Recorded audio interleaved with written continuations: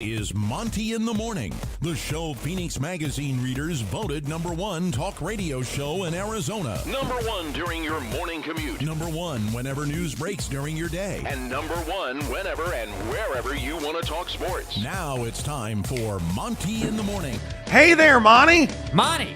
Good. It's Tuesday, December 13th already, 2022, and Kyler Murray doesn't have an ACL.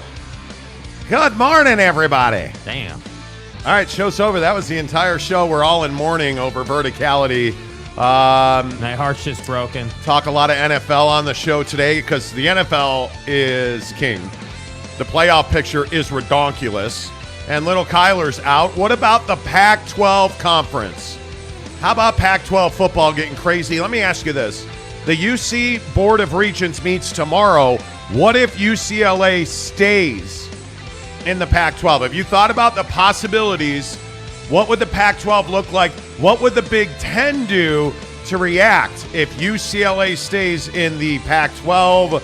We'll talk about all of that. We've got Jazz and Pelicans tonight. Yeah. And I guess we shouldn't be surprised that Zion Williamson is in town and Krispy Kreme is giving away free donuts. Fat. I mean, is that any coincidence? Yeah, I mean, it's first team all fat ass. I mean, Krispy Kreme knows what it is. We probably should be nice. What? We shouldn't be so harsh. It's a glandular issue. We'll talk lots of Utah Jazz this morning on the show, and I'll plant this seed in your brain. How important is Lauri Markkanen to the Utah Jazz? And I know you may think that's obvious. Oh, he's super important. Think about it, though. When you look at how the Jazz have lost recently, could Lauri Markkanen have turned that around? We'll talk about that on the Monty Show presented by The Advocates. Find him online at theadvocates.com. Simply put, the best injury attorneys in the business. We got 13 inches of snow up in Park City. We got 2 or 3 inches across the valley. Crazy frozen roads this morning.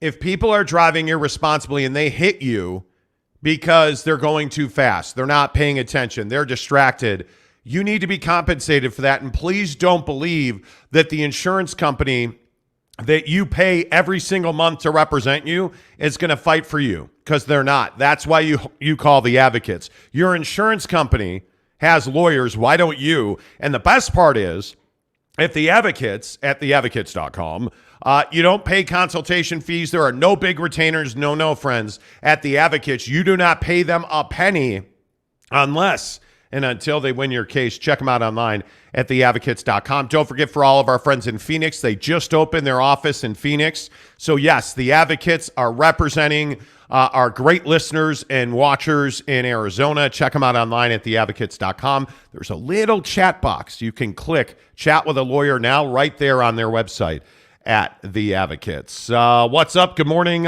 First one in this morning is NY Monty fan, who says, good morning, fellas. Nothing like waking up to a fresh dose of the Monty Show. That's right. And by the way, can we get an early start today? The morning crowd's got to pull its weight with the like button, okay? Yeah, how about the wins all over the flipping place yesterday on the good old YouTube machine? Because yesterday was actually a really big day for new subs on the program. Now, you know that if we get to 9,000 subs by the end of the month, yes, that we're taking you +1 to a Jazz game, black car, jersey, hoodie, whatever you want in the team store. Correct. We're doing that. And so we've been telling you that every single day on this show we need... On the program? On the program... we need somewhere between 28 to 33 subs a day, and we've been trying to chop that down. So can we get an official, sub count update here? The official sub count is 8,431 subs. Okay. So we are picking up about 30 to 35 subs per day. Oh, excuse me, 8,434. Okay. Now, 8,434 subscribers on the channel. So if you do some quick math, back of the envelope calculations here. We have 8,434. Right. And we're telling you that we're trying to get to 9,000. That's 566, 18 days left. Folks, that's 31 and a half subs. Yeah, per day. Come on. We are trending. So if you want to go to a Jazz game, it'll be me, Jake, you, and whoever you choose to bring with you. Good seats as well, by the way. We'll black car it. We'll buy you any jersey. I would tell you to get a sweatshirt because turnover's coming. But you can get anything you want in the team store, and then we'll hang out and we'll watch Donnie and the Cavs take on your Utah Jazz as long as we get to 9,000 subscribers by the end of this year. So I'm telling you. Let's do it. UC Regent Gumby says, guys. His name is UC Regent Gumby. 513 Bearcat says, if UCLA stays, then Oregon would get the invite. USC owns the Southern California market with or without UCLA. Yeah. Well, let's get into it. Let's talk some Pac-12 football right here on the Monty Show. And let me ask you the simple question of what happens if UCLA stays in the Pac-12? It's something for people to think about because the UC Board of Regents, who essentially is the governing body of education in California, essentially manages the University of California at Los Angeles, UCLA. So there was a change in regulation and language that allowed UCLA to act autonomously in its best interest, to which UCLA said, okay, cool, we're leaving the Pac-12 and going to the Big Ten for a bigger payday. Well, all of a sudden that got some people rankled, and politicians now don't believe it's in the best interest of UC on the whole, including Cal Berkeley, for UCLA to go to the Big Ten. So there is a possibility, although everybody I've asked says it's a slim possibility, less than a 5% chance that the UC Board of Regents would keep UCLA in the Pac-12. But the question has to be asked, what happens if UCLA stays in the Pac-12? Because it causes a ripple effect. So let's say that George Kliavkoff, the commissioner of the Pac-12, gets what he wants, which he has very clearly lobbied for and fought to keep UCLA in the Pac-12. Well, if Kliavkoff gets what he wants, here's a question for you. Well, UCLA stays in the Pac-12. What is the Big Ten going to do? They have a contract to fulfill with its new TV partners. What if UCLA is not an option for the Big Ten? Well, I agree with the commenter who said, well, doesn't that mean that we are probably going to see a situation where Oregon and Washington and or plus them both wind up in the Big Ten, which I think would be far more damaging to the Pac-12 without Oregon and or Washington in the conference.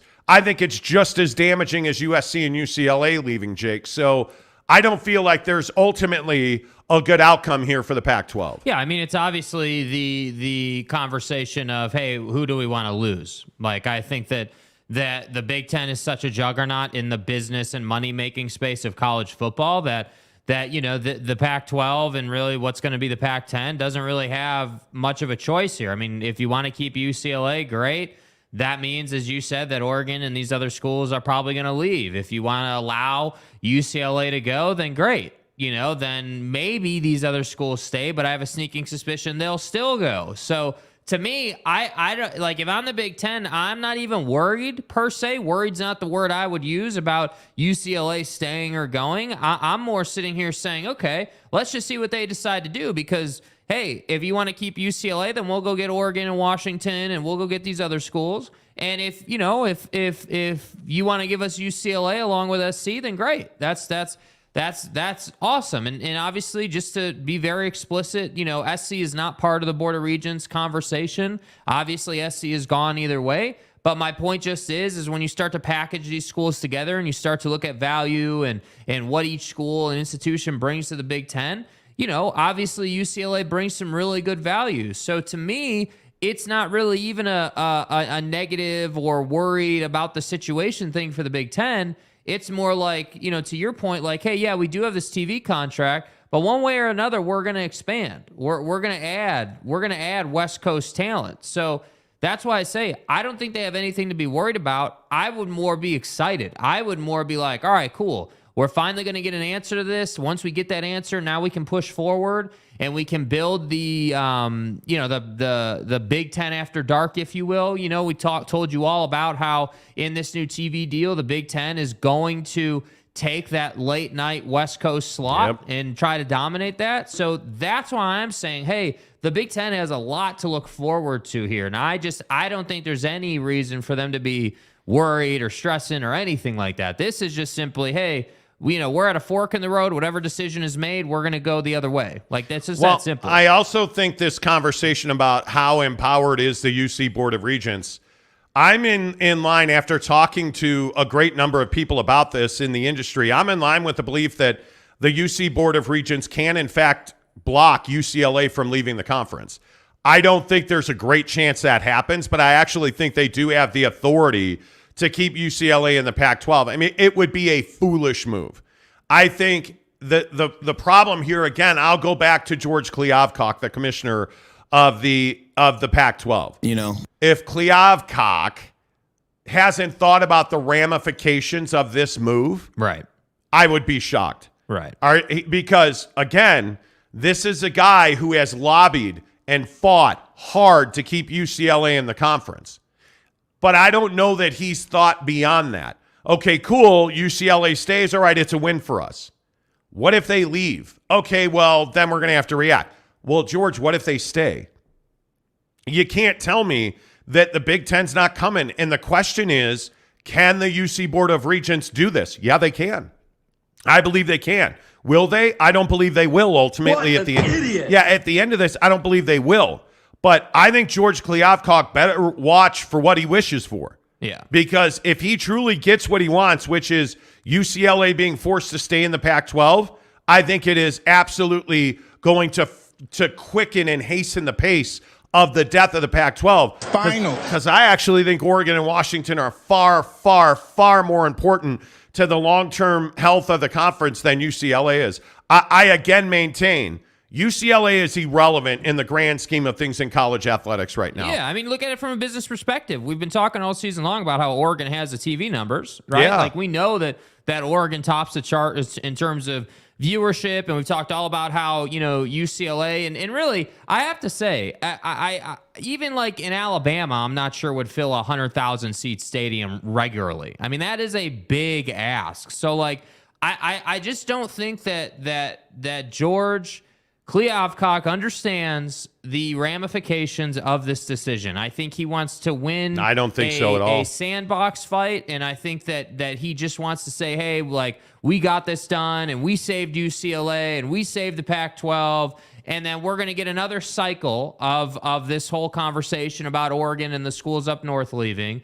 And then that's when the death of the Pac is going to ensue. And it's really unfortunate because, again, I have to say, the Pac-12 could be the best conference in the land. It really could. It has that potential. But if you look at these numbers right here, these are the conference championship games. And you look at these numbers, the Pac-12 has essentially half of what the SEC has. And I know that everybody says, well, they played that game on a Friday. If it was on a Saturday, well, again, ask yourself, why is it on a Friday? Because the major TV networks do not value the Pac-12. Yeah. Nobody wanted that game on a Saturday. Facts. And again, I will point that Larry Scott and now George Kliavkoff have both tried to get these exclusive windows. Look at what the Rose Bowl was doing, trying to get an exclusive window. Like, there's this idea that if we're the only game in town, then we'll be the only game in town that everybody's watching, and that's just not the case. Nope. Because I think you look at these numbers on the screen right now, and you see that Purdue and Michigan pulled a 10.7 million audience.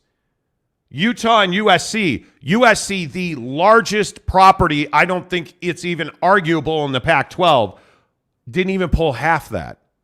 And for my money, this is a problem. And you consider and you can say, hey, well, if our championship game had been on a Saturday, there'd have been more people watching. I got news for you. There wouldn't have been. Oh, what are you talking about, man? And B, there's a reason it wasn't. TV networks do not value the Pac-12 at the level that they value the SEC and the Big Ten. And why would they? And again, look at the Big 12 numbers. You got beat by almost 4 million viewers by K-State and TCU, who, by the way, I'd also remind you, note that TCU right there in the middle of the screen at 36.3 million. So this narrative that TCU is just that small Jesus Christ loving institution in Dallas Fort Worth. Yeah, they're a bunch of crap scooting, Yeah, I mean, degenerates. they play football and scoop manure. Nobody watches them. 36.3 million. Whoa. And they outdrew your beloved Pac-12. Yeah. And I'm saying all of this to try and wake you up to the fact that the Pac-12 is in real trouble. It doesn't have the money-making, revenue-generating infrastructure that the top three conferences have. And again, I know I say it like it's a fact. I understand that there's conjecture and opinion around who's in better position, the Big 12 or the Pac-12. I'm here to tell you these numbers right here that we're looking at TV view-wise don't lie. Yeah. Like, where's the Pac-12 school in here? Clemson, Texas, TCU, Penn State, ACC, Notre Dame, 12, LSU, Tennessee, SEC. Georgia, Bama, Michigan, Ohio. Like, So you mean to tell me everybody else leads the charge in the Pac-12 is last? and you're on the outside looking in, and that includes USC, that includes UCLA that you're fighting to keep. I think the reality at some point has to set in that you're just not good at the business of college athletics. And ultimately, what else matters? I mean, I know obviously players and people who are on the field on weekends, winning the game matters and the football product matters. But honest to God, let's be blunt here. Nothing else matters besides how much money you make in college football. That is it. That's it. Like, if Deion at Colorado wasn't making money, he wouldn't have put up the 4 GT and the Jag on the field with the player and the NIL and the recruiting and all the drip, right? Yeah. Money is the lifeblood of this sport. It just is. And for the life of me, I don't understand, like, why it's so hard to understand that for the leadership, A, the leadership of the institutions themselves, B, the obviously the commissioner of the Pac-12, George Kliavkoff, we've been talking about him for weeks now. Can you enunciate the cock part of that? No, Okay. I think, enough of what we think. What do you guys think? Jake Gordon says, morning casuals. Finally made it to the live. Love you guys and love the show. Thanks, Jake. Appreciate good to it, have man. you here, bro. Jordan Brown says, BBQ Pit Stop hooked it up yesterday in St. Jeezy. Bro, what'd you get? What'd you get? Tell us what you got, man. Yeah, what did you get? Let's hear it, man. Jesse Harsh, good morning to you. In what world does UCLA stay? How is this a topic? Good morning, by the way. Because it's a topic because the UC Board of Regents has the ability to keep UCLA in the Pac-12. Yeah, there's a choice here. Like, be very clear. Like, there is a choice. Now, obviously, as we've said like 5 times already, the choice is pretty obvious, right? Like, it's very, very likely that UCLA leaves and they don't stand in the way. But there is still that choice. We still are at the fork in the road here. And the UC Board of Regents, and again, if you're just tuning in, the UC Board of Regents, the governing body over the educational system, the state educational system. So again, UC Berkeley, UCLA, the UC schools. Yeah. They have a meeting tomorrow, and they have kicked the can down the road on this for months. They have their final Board of Regents meeting tomorrow where this topic will be finally, we're told, given closure. And I think there is a large percentage that UCLA goes to the Big Ten. But I would not be at all surprised, knowing the way that California operates and the dysfunction there, if, in fact, the UC Board of Regents kept UCLA in the Pac-12. I would not be surprised by that at all. Because think about it, like, and I know we got a lot of comments to get to, but I think it's a really interesting situation. So we know that leadership group, the Board of Regents, and everybody who controls college football in the state of California, like you said, is incredibly dysfunctional. We know that they stand in their own way. We know that they don't make the pragmatic decision, that they always seem to be digging the grave deeper, if you will, for the conference. And so yeah, I do think, in my opinion, UCLA is going to the Big Ten. But if you told me on Thursday morning on this show that, hey, they decided to keep UCLA, would anyone really be that surprised? Would anyone really be that shocked that they decided to stand in their own way once again? I don't think so. And so that's why I say, like, this whole thing, to bring this back home a little bit, the Big Ten doesn't need to be in a position where it's worried or stressed or having anxiety. The Big Ten is in the catbird seat here saying, okay, great, make your decision on UCLA, and then depending on what you do, we'll go one way or the other, and we'll ride off into the sunset on this $70 million a year per school TV contract. Yep. Ahmad El Mabashir, I got that wrong. Said, let's go. NYC loves the Monty Show. Appreciate you, Ahmad. Gage Carter, good morning to you. He said, sad news about Mike Leach. Yeah, the update on Mike Leach is there's not really an update.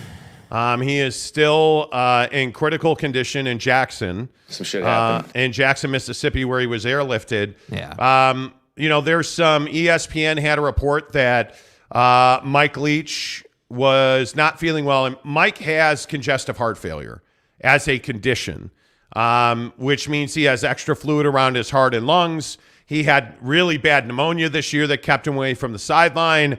Apparently the other night, according to ESPN, Mike Leach was not feeling well, sat down on his couch and was chilling, fell asleep, and never woke back up. And he was found unresponsive. He was taken to a hospital in Starkville, where then he was airlifted to Jackson. And the prevailing theory is that he had a heart incident. Does that mean heart attack? I don't know what happened. No, I don't think anybody really knows what happened at the moment. But they have worked for 2-3 days here to just stabilize Mike Leach. And apparently that's happened, and now they're starting to get into the process of diagnosing what the issue or what the incident was. But yeah, Mike Leach is said to be in critical condition, so it is, congestive heart failure is a real thing, and we talk about it a lot. We were talking about it at the gym yesterday, working out. That you have to live every day, man. Like you cannot assume that tomorrow's guaranteed, because it's not. It's absolutely not. All right, talking UCLA to the Big Ten here on the Monty Show. All of our college football talk is brought to you by our good friends at Barbecue Pit Stop. Make sure you find any of their 5 Utah locations, from Logan, Layton, Murray in Salt Lake City. Now it's in my head. Logan, Layton, Lehigh, St. George, and Murray. That's the order I got to say it in. Logan, Layton, Lehigh, St. George, and Murray. You already know they have the best equipment, whether that is Traeger, Big Green Egg, Yoder, you name it, they've got it. I'm a Traeger guy through and through. Made some wings on the Traeger yesterday. Freaking love bomb, it. dude. And again, the Asado seasoning. Dude. If you have not bought Asado seasoning. And one small tip, right? Like, go buy the Asado seasoning. While you're at Barbecue Pit Stop, though, please buy some gloves. Like, just some rubber gloves, Because yesterday, this Asado seasoning stuff is so good and so potent. My hands were like orange for like 3 hours after breading these wings, dude. It was incredible. There's the Asado seasoning on the screen. Yeah.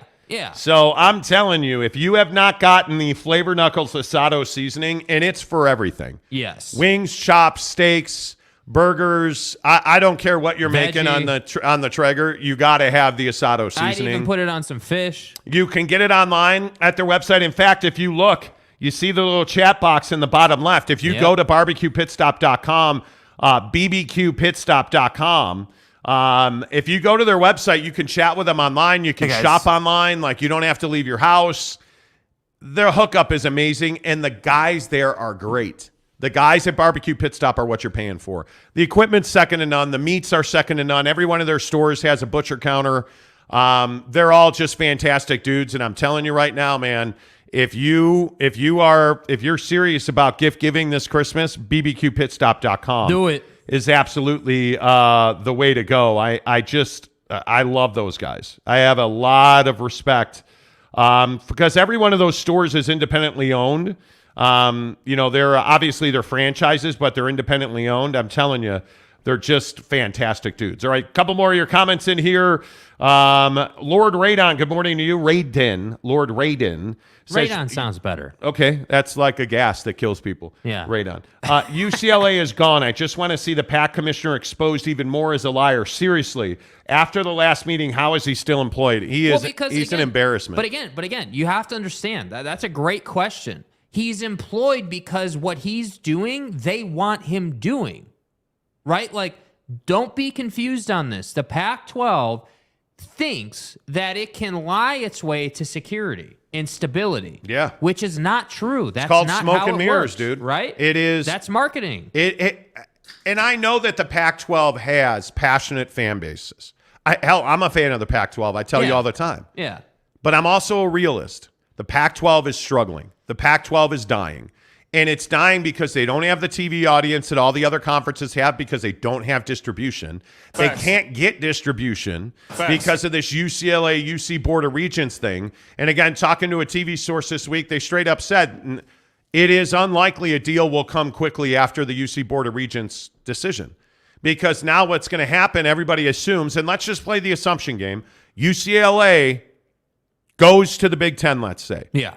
Now you don't have Southern California. The TV distribution partners are going to want to negotiate down. UCLA stays in the Pac-12. Okay, well now the TV partners are going to want to wait and chill for a minute and see how the Big Ten reacts because most people think they'll poach Oregon and Washington. Which is even worse in my opinion because Oregon has the numbers. So now if Oregon and Washington are gone, or let's just say it's a like-for-like swap, Oregon gone, UCLA stays. Well, the TV partners are going to want to pay less because UCLA, there's a ton of apathy in Los Angeles and nobody's tuning in for UCLA football. Yeah. There's no winning here for the Pac-12. That's what George Kliavkoff doesn't understand. But you're never going to hear him say that because like the UC Regents and the people who control college football in the state of California don't want him saying that. Yeah, I don't think so. Maury Alvarez, good morning to you. If UCLA stays, the Pac then may have a chance to survive. I agree. Being able to sell Los Angeles is better than not being able to sell Los Angeles. But again, you could be in Timbuktu. If you have TV numbers, you can sell. Well, Washington State has TV numbers. That's a very good point. So to me, this goes back to why the Rose Bowl is a problem, right? Not the Rose Bowl itself that's going to be played here in 2 weeks. The stadium, the building, right? That's why this is such a problem because even if you did have 60,000 in that building every week for UCLA, it still looks half empty. Oh, that's right, because it is still half empty. No, so absolutely that's the problem. So that's why I say, like, I appreciate that comment. I don't even disagree with that per se, but my problem is that it doesn't matter where you are. If you have numbers, you're going to be able to sell. And I think you make a great point. Either way, the Pac-12 is going to be in trouble here. Yeah, if UCLA stays or goes, it's a tough road to hoe, man. It truly is. Eric in Raleigh says it'll be the Pac-11. I guess. My guy. It'll be the Pac-11.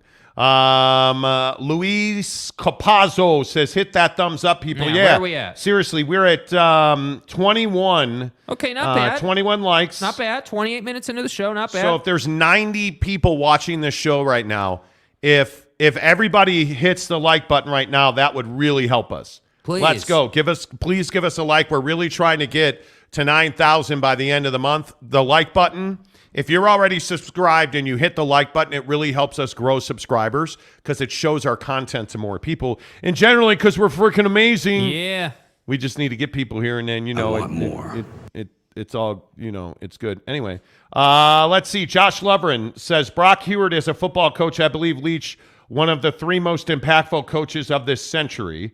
Okay, let's not overstate things. Yeah, relax. Let's relax a little. You know what I'm saying? Like, let's settle down a little bit. Lord Raiden says, Jesus Christ, get past Oregon. Oregon is not valuable to the Big Ten. It would be Stanford or Washington. So wait, let me get this right, Lord Raiden, and we can disagree. Here we go. And I think this is a viable conversation. If you're telling me that Oregon's not valuable, let me tell you why they are. Massive TV audience. Massive stadium that's always full, usually. They have a winning tradition, even though they haven't won a national championship. They compete at the top of the conference year in and year out. You have a guy, that in my opinion is recruiting well and coaching well, and he uses the transfer portal well. You have Phil Knight, who throws his money all over the place, including on those terrible paint splatter uniforms. And it gives the Big Ten a West Coast footprint in the Pacific Northwest. So now they would have essentially 4 corners of the country. So explain to me again how Oregon's not valuable. Large TV audience. I think the marketing money, winning, big games, big TV numbers in one-off games. So you're happy to have Georgia and Oregon playing the whatever your mom's bowl kickoff classic. That's right, T. So when you say they're not valuable, let's play the Stanford game. Stanford's a program that's not valuable. It's incredibly difficult to utilize. And Colorado, made this change. It's incredibly difficult at Stanford to utilize the transfer portal because academically, most kids, 9 out of 10 kids can't get into Stanford. They just don't qualify. Then you throw in football players. Those guys, 9 out of 10 football players don't qualify. So you can't recruit at the highest level. The university administration doesn't care if you win or lose. Nobody goes to your games. The stadium's small and it's empty, and nobody watches your games on television. So I don't even think that's you hating. I think those are facts. That's just the reality of it. Like having worked at the great KMBR 680, the sports leader, in San Francisco, I can tell you, I don't even know that people care about Cal football. It's got more tradition. Stanford's a basketball school, and they're not a good basketball school right now. So I'm just telling you, you can sit here and run this nonsense about how Oregon's not valuable. Oregon and Washington are, I don't even think it's close, the 2 most valuable schools remaining in the Pac-12. I don't think it's close. Utah be damned. I don't think it's close. I don't know. I don't know how you say that Oregon's not valuable. That's crazy to me. Tanner says, man, if UCLA stays, that'd be great for the Pac-12. Maybe. David Floyd says Big 12 could add UCLA, Cal, and a few others. Are you going to let, if you're the UC Board of Regents, you're not going to let UCLA go to the Big 10, but you'd let them go to the Big 12. Not sure about that. Jake Gordon, can we just put the Pac-12 schools on a little island by themselves where they can just do their own thing? That would be lovely. We're research institutions over here on the island. Get your little dinghy if you want to come over and play. That's what it would feel like, I think. Eric and Raleigh, the Big Ten is going to take Oregon and Washington regardless of the outcome of UCLA. See, and I also think that's an interesting point, too. Like, I think, Oregon and Washington are the top class of the Pac-12. They just are. Like, I know SC is SC, but they're gone. They've already gone. Like, we can't forget that. So to me, it's like this is where, as a Salt Lake City show, I get frustrated because Utah should be in this conversation. Like, undoubtedly should be in the conversation, and they're not. And to me, I don't know if you're the Big Ten, why you wouldn't, to Eric's point, why would you not still poach at least Oregon, if not both of them in Washington? Like, why wouldn't you do that? That, to me, makes sense. Because you don't have the money. Well. And the biggest question is, if you are all of the TV partners in the Big Ten, are you willing to pony up more bread to get Oregon and Washington? And I don't think they are. And I think the issue is that the Ohio States, the Michigans of the world are not going to pay to have Oregon and Washington join the conference. Because the Big Ten is NBC, right? The Big Ten is CBS. CBS. The Big Ten is the Big Ten, essentially CBS and NBC. And then ESPN has the SEC and then a bunch of other second tier. And the Big 12. Yeah, stuff. Yeah. So, and Fox has the Big Ten.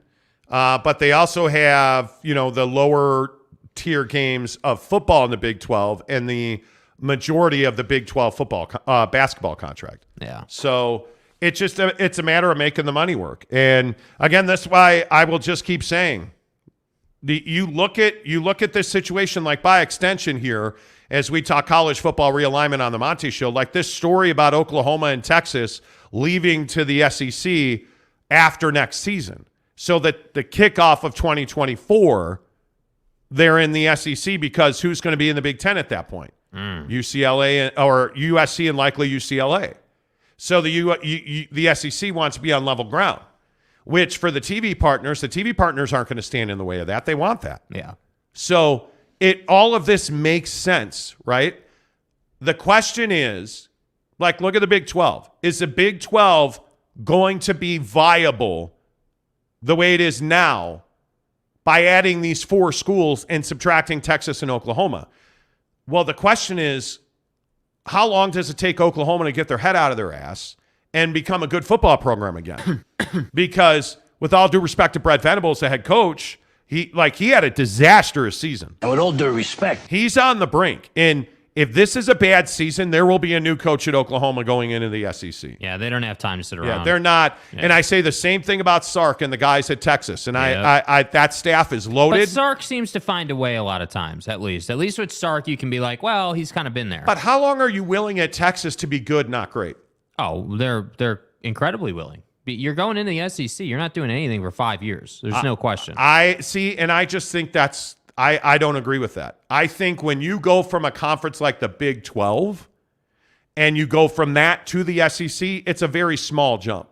Talent-wise, it's a very small jump. If Texas was Texas, if they were Vince Young's Texas, they'd be competing because, again,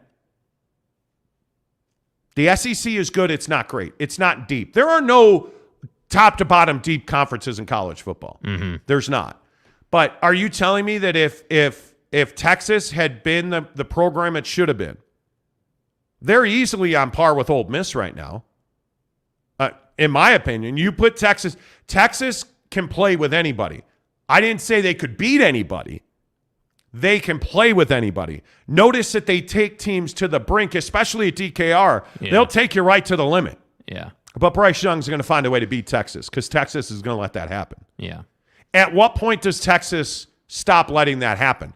Maybe with the SEC and all that new money and all the new excitement in the boosters, like a hook 'em horns. Oh, hook 'em.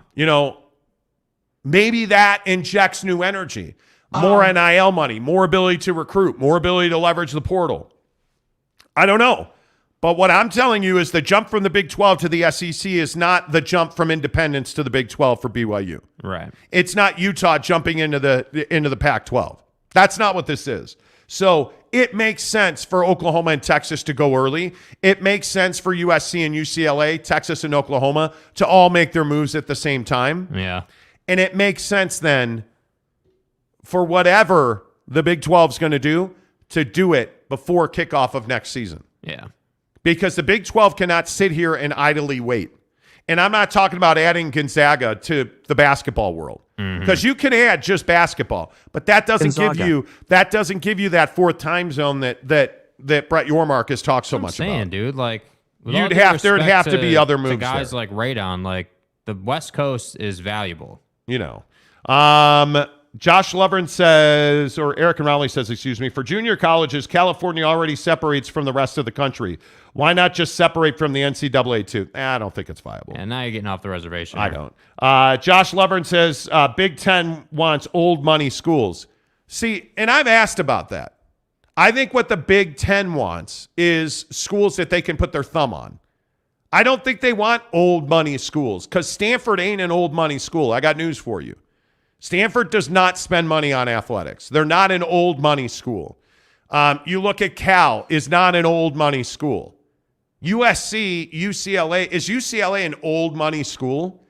Are they an old money school like Ohio State? Is it because everybody's got this hard on for, Ohio State's never going to let Oregon join. They said no. Ohio State doesn't singularly have control of anything. Yeah. So this idea that they want, and the proper terminology is legacy branded schools. It's why Northwestern works so well, right? Because they're Northwestern. They are Big Ten history. There's no such thing as the way we've always done it anymore. And until we get away from this idea that the Big Ten's going to operate the way they've always done it, well, they're not operating the way they've always done it. That's Commissioner right, Warren is a complete left turn from the way they've always done it. Yeah. It just, that concept of the Big Ten wants old money school, like, what does that mean to you? Because Stanford doesn't qualify.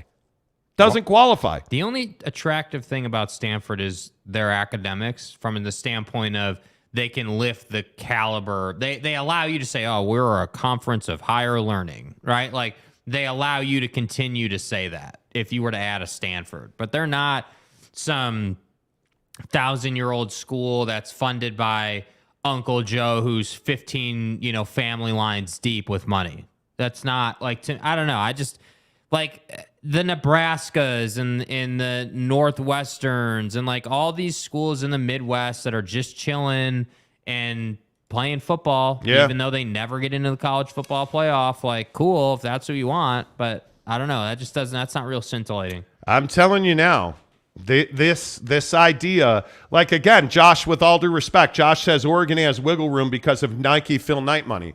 Do they want old world money or do they not? Do they want, like, what do you mean there's wiggle room? You can't have it both ways. Well, they're locked in on one particular school, but Phil Knight has a bunch of money. Okay, you think Washington doesn't have a bunch of money? What are you talking about? Like, this is the stuff that drives me crazy when we talk about this stuff. That comment makes zero sense when you put it up against, well, they want old school money.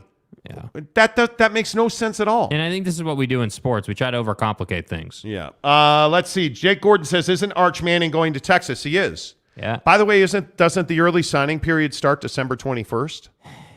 I mean, this is a critical period of time. Arch Manning is committed and is going to Texas. So it's a critical stretch of time. So we'll see. Tanner Plummer says horns down.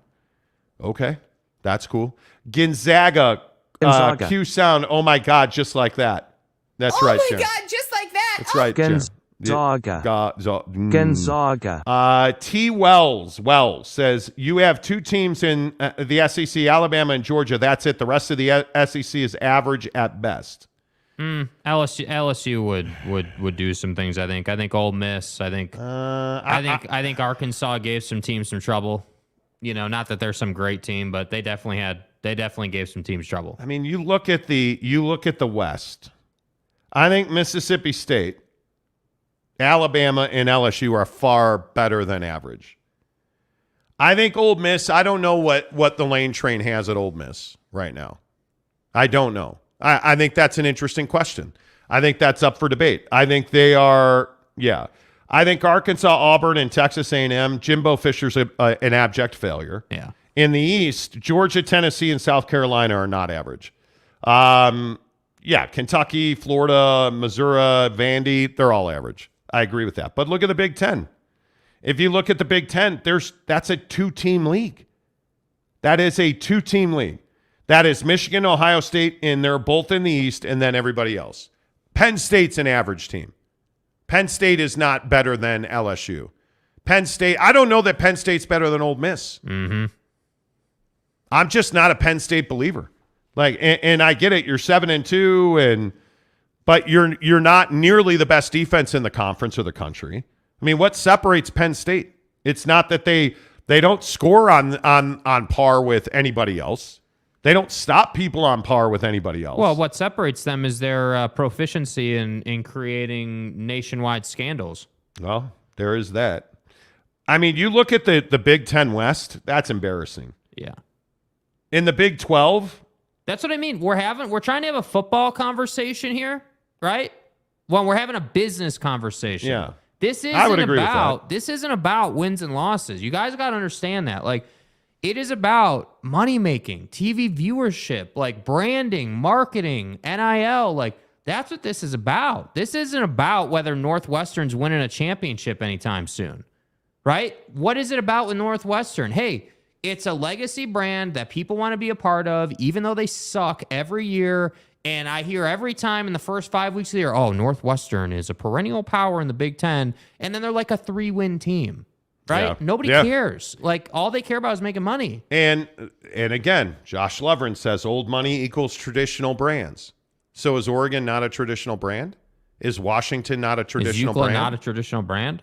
I mean, when you say that the Big Ten wants traditional brands, are you telling me that UCLA has more tradition, especially in football, than Oregon? UCLA doesn't have football tradition. UCLA doesn't have Justin Herbert, Marcus Mariota. Are you telling me that Stanford has football tradition? What tradition does Stanford have? None. This kills me. I love people who are like, oh yeah.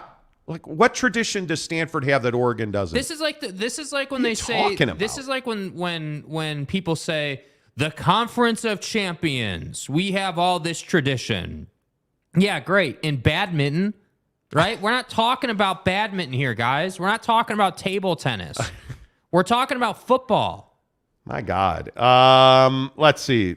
Gage Carter says, I think Utah landing Stone Smith is huge. Yes, it is. It is. Utah's is on a hot streak. It's a ridiculous recruiting class. They're on a heater right now. Jerem says, Monty throwing down. Hashtag Monty for president. I will keep your Social Security entitlements. Entitlements. Having fun is the name of the game. T. Wells says, now with the NIL, the playing field is leveling off. I would agree with that. Jake Gordon said, I believe there's a certain orange team in the SEC, Tennessee, that caused some trouble this year, but besides this year, Tennessee has been mediocre. Yeah, the Rocky Top has been pretty not rocky for visitors. I would never. I would agree with that. David Floyd says Mizzou did just fine in the SEC when they first joined. Yeah, now they're just also Rans. NY Monty fan says, get him, Jake. Yeah, Get him. I want you to listen to me. UC Regent Gumby says badminton rocks. Yeah, why are you bagging on badminton, dude? Because we're talking about football. We're talking about football. I'm going to say this again. Dr. Pepperville Land City. Yeah. Brian Bosworth and stuff. This is fucking America. Salty Drunk says, the Monty Show, the truth in business. Hey, man. Yes, UC Board of Regents, Gumby guy thing. This is a business geography discussion. Exactly. It absolutely is a business geography discussion. Thank you. There's no question about that. Thank you. There's no I'm just, again, and I guess we can go on and on and on about this, and I will just continue to espouse. If you believe that branding and tradition is more important than winning and making money, I don't know. I don't know how to help you. You're a Pac-12 fan. Conference of Champions. Yeah, it's neat that you guys. I mean, the crew team at Gonzaga is amazing. Gonzaga. I mean, the water polo team at Stanford. You want to talk about tradition? Gonzaga. I mean, wow. The bocce ball team at Berkeley. God damn. Dilly. They know how to play with damn balls. What are you talking about? I feel like that's what we're reduced to. That's what we're reduced to. Yeah. With this. The biggest stories in sports every single morning on the Monty Show, presented by Quick Quack Car Wash. Are you proud of me? I didn't say quick. Yeah. Now, again, you guys know that it's snowing, right? It's been snowing. The roads are frozen today. There's a ton of sand. Like in South Jordan, right? We tell you all the time. There's a bunch of sand on the road, salt, dirt. It's going to mess up your car. Get a wash pass. Go through. Even if the line is long, rest assured, human beings work at Quick Quack, not machines. So that's how they're able to move you through so quick. So I imagine we'll probably be taking a little trip through the Quick Quack at the district. We will. I pay $21.99 a month for my wash pass. I can go $99.95. I can go one time or 1,000 times every month. It does not matter. I can go as many or as few times as I want. Right. And I'm with you. I think the biggest win at Quick Quack Car Wash is it's quick. It's super easy. The people are really friendly. On snow days like today, when you know it's going to snow this morning, but the afternoon, go on your lunch break. You don't have to worry about it. Go pick up your lunch. Go in through the Quick Quack Car Wash. Feel me? It's super easy. It's fast. It's efficient. It's affordable. And the wash is top notch at Quick Quack Car Wash. I think this Kyler Murray story is one of the biggest stories in sports. There's no doubt about that. I don't know how many people saw Kyler Murray last night. Tore his ACL in all likelihood. Yeah. That's going to be our lead on Football at 50. It is the biggest story in sports. It is our big football story as well. Because we got to have a conversation about quarterbacks this morning here on the Monty Show. Football at 50 presented by Papa Murphy's Pizza. Make sure you use the promo code Monty25 at Papa Murphy's Pizza. Download the Papa Murphy's app. It's super easy. Kyler Murray last night on the third snap of the game on Monday Night Football. Non-contact injury on grass. Tried to plant his right foot. Blew the ACL out. It looks like he is done for the year. Colt McCoy looks to be the starter for the rest of Cliff Kingsbury's time in Arizona, which is to say he's going to get swacked. Do you want running quarterbacks? And I know that everybody tries to turn this into a do you want a black quarterback issue.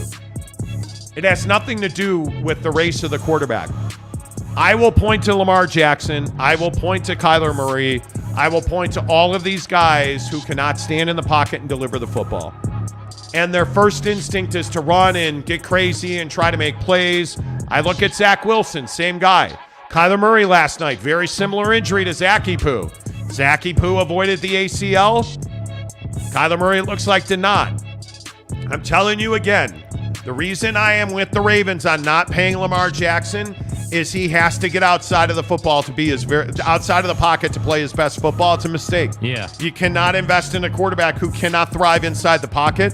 Kyler Murray cannot thrive inside the pocket. Lamar Jackson cannot thrive inside the pocket. Zachy Poo cannot thrive inside the pocket. So you look at guys like Tua Tagovailoa. Is Tua Tagovailoa a guy you can invest in? I would tell you no, because he's a guy that has to, in my opinion, stay healthy, and he has not been able to do that. Kyler Murray's not been able to stay healthy. This year, Lamar Jackson's not been able to stay healthy. Yeah.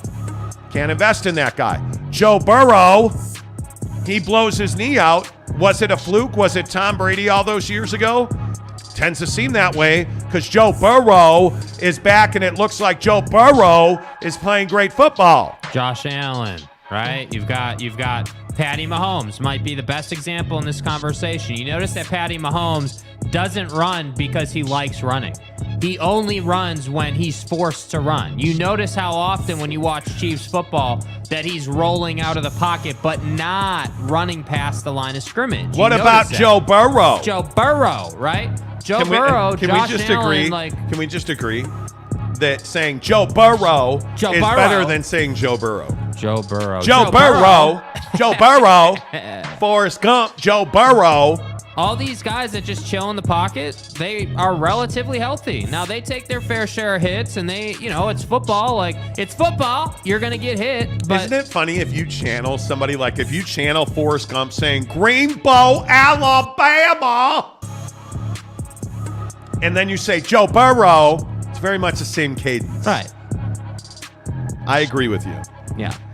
I'm telling you, I would far rather have a Joe Burrow or a Justin Herbert, the sex machine, than I would a Tua Tagovailoa or Lamar Jackson. And I don't know why we got to turn this into a race card issue. It's every time. Dude, it has nothing to do with the color of dude's skin. It doesn't. It is simply a matter of making a choice to run. And again, I want to be explicit on this. I don't have an issue with guys running.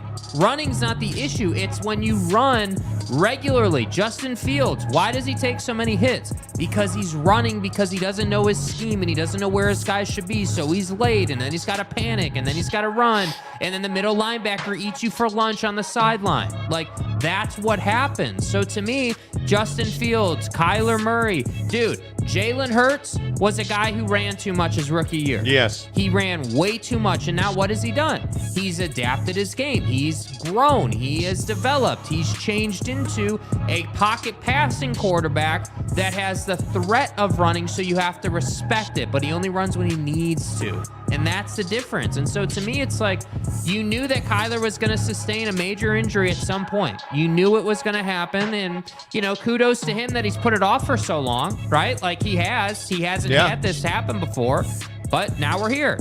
Yep, totally agree. So, do you like running quarterbacks? Jake Gordon says, love the snow. Good for snowboarding. Yes, it is. Yes, it is. Mark Hale says, you didn't negotiate a free wash pass in your advertising deal? See, we don't buy in it that way. We support people. Like when why'd you stop the music? Why is this an issue? I'm pausing football 50 People ask us about this. People ask us about this all the time. Just 10 seconds. We don't need to have a free walk. Why would I want something for free when I can walk into the store and spend $10 at Barbecue Pit Stop on seasonings, or I can go and use the promo code at Papa Murphy's Pizza, who presents football at 50? Why would we want it for free? And I'll be honest with you, the people that handle the advertising for Quick Quack gave us a bunch of free car wash coupons. We don't use them. What did we do with those? We gave them away to people. Yeah. Because we believe in supporting small business. We put our money where our mouth is. I don't know that there's a better example than our guy up at Super Chicks in Ogden. Yeah. We go up to Super Chicks in Ogden on Riverdale Road in Riverdale. Yeah, Taylor at the Ogden Super Chicks off Riverdale. He tries to buy us food every time we go in there. And so we last time we were in there, We didn't say hi to them first. We bought our food because we really appreciate the opportunity to support those guys. Yeah. That's why we don't use free car washes, or like Steve at Lehigh at the barbecue pit stop in Lehigh, I think would give us stuff for free all the time. But he's an entrepreneur. All those guys are entrepreneurs. Yeah. We have to at some point get away from this. Oh, well, I know you. You're my friend, my cousin, my brother, my sister. I want free food. If they're your friend, your cousin, your brother, and your sister, you should be spending money in their business to support them.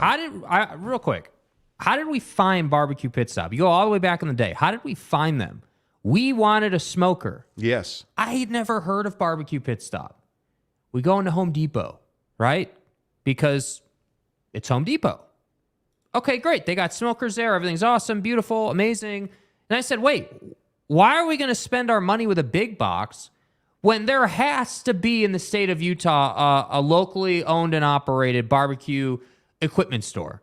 That's how Barbecue Pit Stop found their way onto our show. Yeah. So yeah, I think it's, again, I look at people like Max Muscle in South Jordan. Another great example.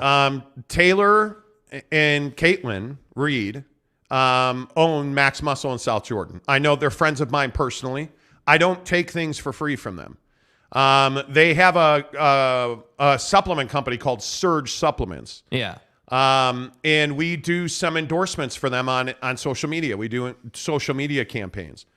I actually love the product, like Surge Supplements. I love their BCAAs, and they call it Trim, which is their pre-workout. I love their stuff. That's why I'm happy to endorse them. Like my clothing company, the one free thing that I get is snowboard clothing from a company called Plus Snow. They make plus size, guys like me who wear 3X. They make 3X snowboard clothing. They're an Australian company. The lady's name is Mon, M-O-N is her name.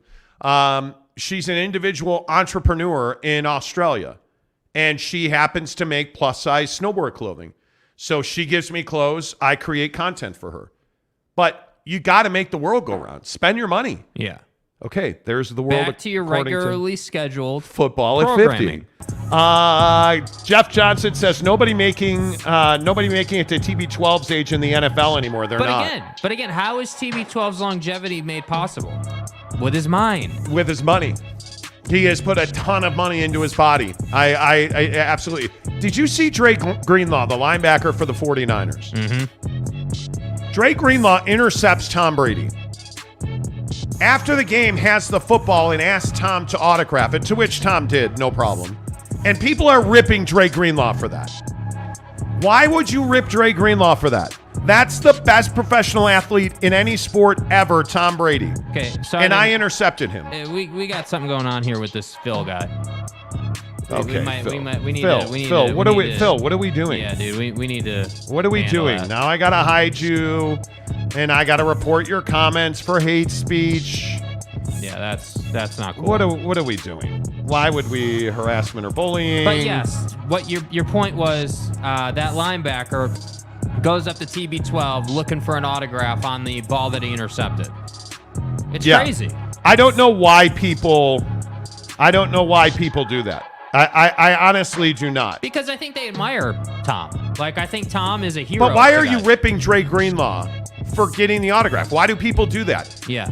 If I were Drake Greenlaw and I intercepted Tom Brady, I'd do the exact same thing. Yeah. The exact same thing. And I think that we need to say, oh my God, Mike Leach is dead. Mike Leach has passed away at the age of 61. Wow, dude. Mississippi State. Mississippi State football announces that Mike Leach has passed away. Wow. That's too bad. At the age of 61. So again, if you did not hear this story, Mike Leach on Sunday had a medical incident where that's just so bad. Huge loss for the world of college football, man. Huge loss for, like, I know the guy was quirky. I know that he did things a little bit differently, but just a huge loss in the world of football. And I think, yeah, he had a medical incident, So what happened is Sunday night, he was not feeling well, apparently. Yeah. And So Mike Leach was texting some people, according to ESPN.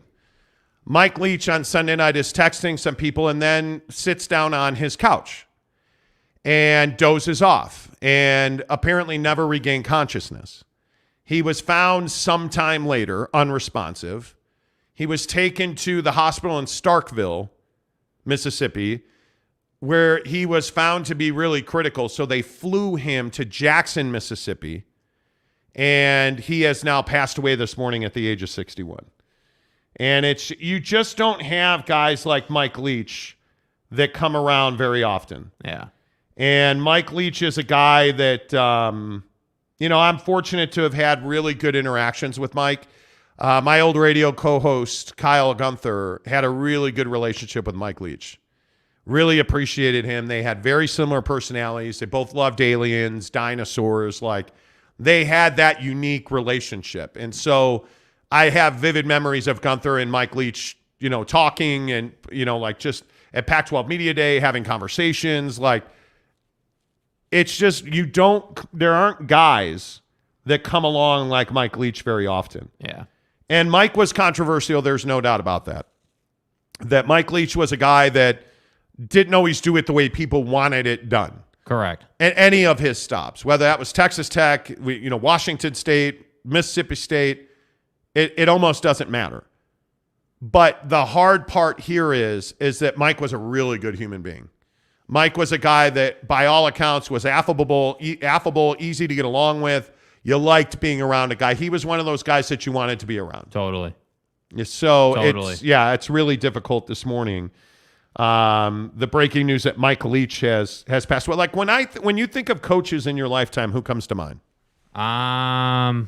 Bill Belichick, for sure. I think as a kid, Phil Jackson, for sure. And when I say Phil Jackson, Lakers Phil Jackson, Kobe's Phil Jackson. I think other coaches, Coach K, of course, before he retired and moved on from Duke. I think Roy Williams from UNC, for sure.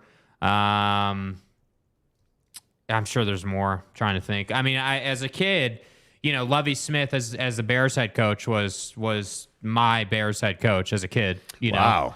No, see, for me, my head coach was Mike Ditka. Right. And Mike Leach and Mike Ditka are two totally different people, but very similar kind of personalities in that they had these big, grandiose Bruce Bochy. personalities. Bruce Bochy for Boch sure. for sure, yeah. Bruce Bochy for sure. And none of them are comparable to Mike Leach. Like you say, Bruce Bochy, I had the great fortune of covering Boch in San Francisco, and he gave me a size 8 hat. We shared the same head size. Yeah. So, But you look at Mike Leach, it's just... Joe Torre. Yeah, Joe Torre's another one that comes to mind.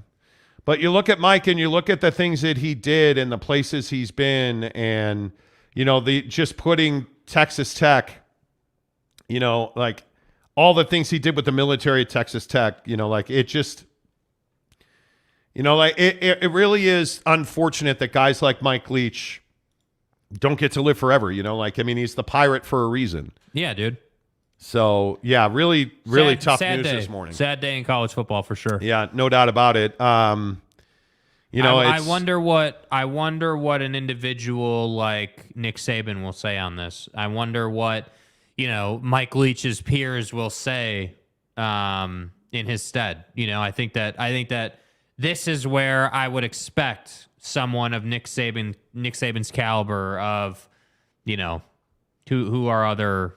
Man. There's so many names, but guys like that who are his peer, who respect him, who love the guy. I would expect some pretty serious stuff out of these guys. And obviously, as a BYU alum, he's a guy that, he's a guy that we know well in these parts, and he's a guy that we all admire in these parts. And he definitely had some moments. The Adam James situation.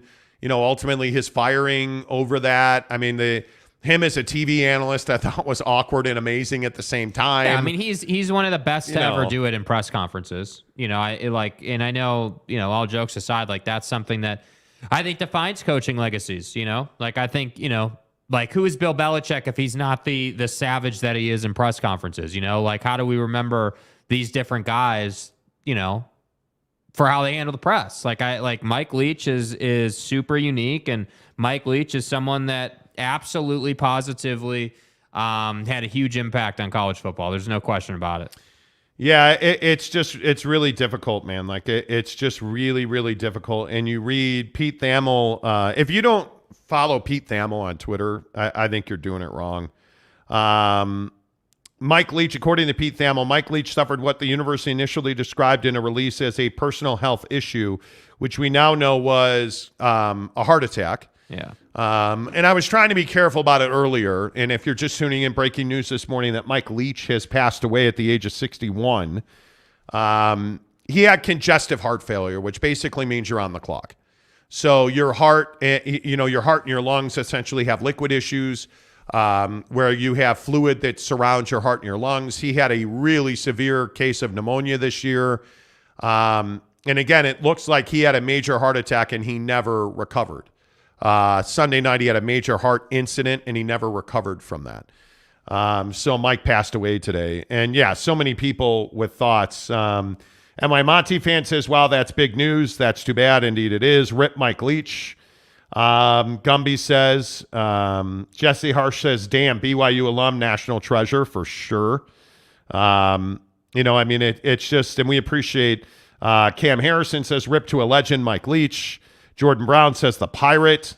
Mike Maples says sad news, prayers to his family. Absolutely. NY Monty fan says Pat Riley and Gerald Sloan.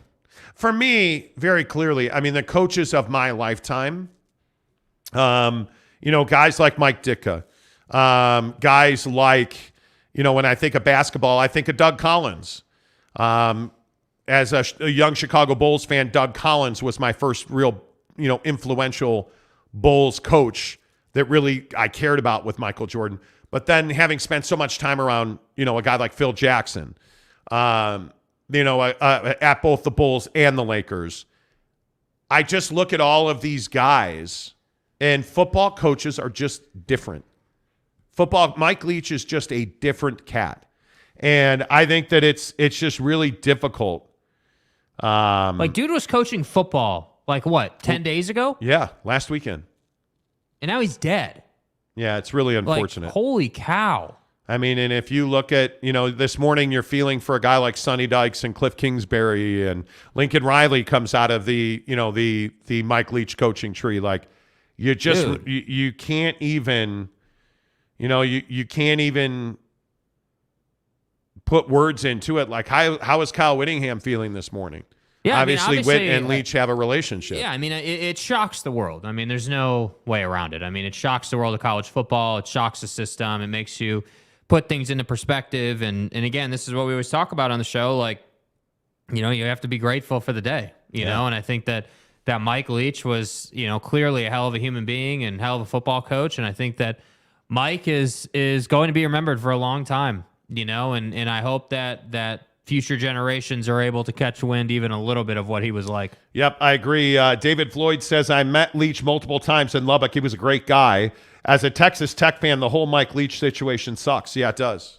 Mike is one of the most important people in the history of Texas Tech football. Yeah. I don't think there's any doubt about that, and it's unfortunate he winds up leaving there. But, man, it's just the guy gave his whole life to the game of college football. Yeah. It's really difficult. It is really difficult. Eric and Raleigh brings up Bill Walsh. Absolutely. Mike Maples says, locally, Rick Majerus will always be a legend. Yes. Cam Harrison says, Doug Collins. Yes, exactly right. Maury Alvarez says, what is Mississippi State going to do for their bowl game? Yeah, I don't know. Nobody gives a damn. I think they announced their defensive coordinators are interim, but yeah, it doesn't matter. Nobody cares. Ryan Thomas says, life is so fragile. Mike Leach will be deeply missed. Yeah, and I know we say this on a regular basis, but don't assume that 5 o'clock this afternoon is a given. Don't assume that tomorrow or Christmas Day or New Year's Day or a year from now is a given. You have to live your life like, hey, I'm on the edge. 2 o'clock could be the last time I ever see 2 o'clock. I'm a big believer in that. That's why I'm a big believer in like negativity sucks. Like, I just think you always have to be positive. You always have to be moving forward. You always have to be solutions-based. You know, talking to my wife yesterday, my wife's got a broken arm right now. And we met with an orthopedic shoulder specialist yesterday, or shoulder guy yesterday. Not a specialist, a shoulder guy. And it turns out the break is a really good break to have. And we were talking about how lucky we are that it's not the full arm being broken. There's no shoulder damage. Doesn't look like there's significant ligament damage. Like, it just is, how lucky are we to have really good health insurance? And she's getting a CAT scan today on the shoulder. Like, it's just all this stuff where you're like, man, we're really lucky. You have to do that. So when guys like Mike Leach pass away and you realize that he gave his entire life to football, I hope that's what he wanted to do. You know, because now you can't look back at me like, damn, I have congestive heart failure. I really hope that I get to go snowboarding in Sweden. People always look at me like I'm crazy when I say, hey, like we joke all the time about snowboarding together. Well, maybe last weekend was the last time Jake and I will ever snowboard together. Who knows? I don't take it for granted. And I think that's, in these situations, you have to look at that. And you have to say, hey, you know what? Like, we're really looking forward to this Christmas trip we're taking LA and Tahoe. Yeah. I'm really looking forward to that. Really, really looking forward to that. So life is very precious. You cannot just pass it by. You can't do it. Salty Drunk says, we get constant reminders how short life and precious life is, and we take it for granted still. We still take it for granted. Boyd Lake, good morning to you, sir. Mike Leach created the way offense is played in college football today, and it's moving to the NFL. I totally agree. And really, if you go back beyond Mike Leach, where did Mike Leach pick that up from? Well, Lavelle Edwards is where Mike Leach picked that up from. You know, like Mike has talked about, I think Mike told us at Media Day, many moons ago now, that, hey, you know, he still reminisces back to, you know, sitting in on film study with Lavelle Edwards at BYU and the impact that his time at BYU had on him. And Lavelle was such an impactful presence in Mike Leach's football life. Yeah. And I dare say, I don't know that I can speak for Mike Leach, but I dare say that Lavelle Edwards had a significant impact on the shaping of who Mike Leach turned into as a person. So, I mean, yeah, absolutely. Ryan Thomas says pirate flags should be flown at half-mast. They should. Absolutely, they should.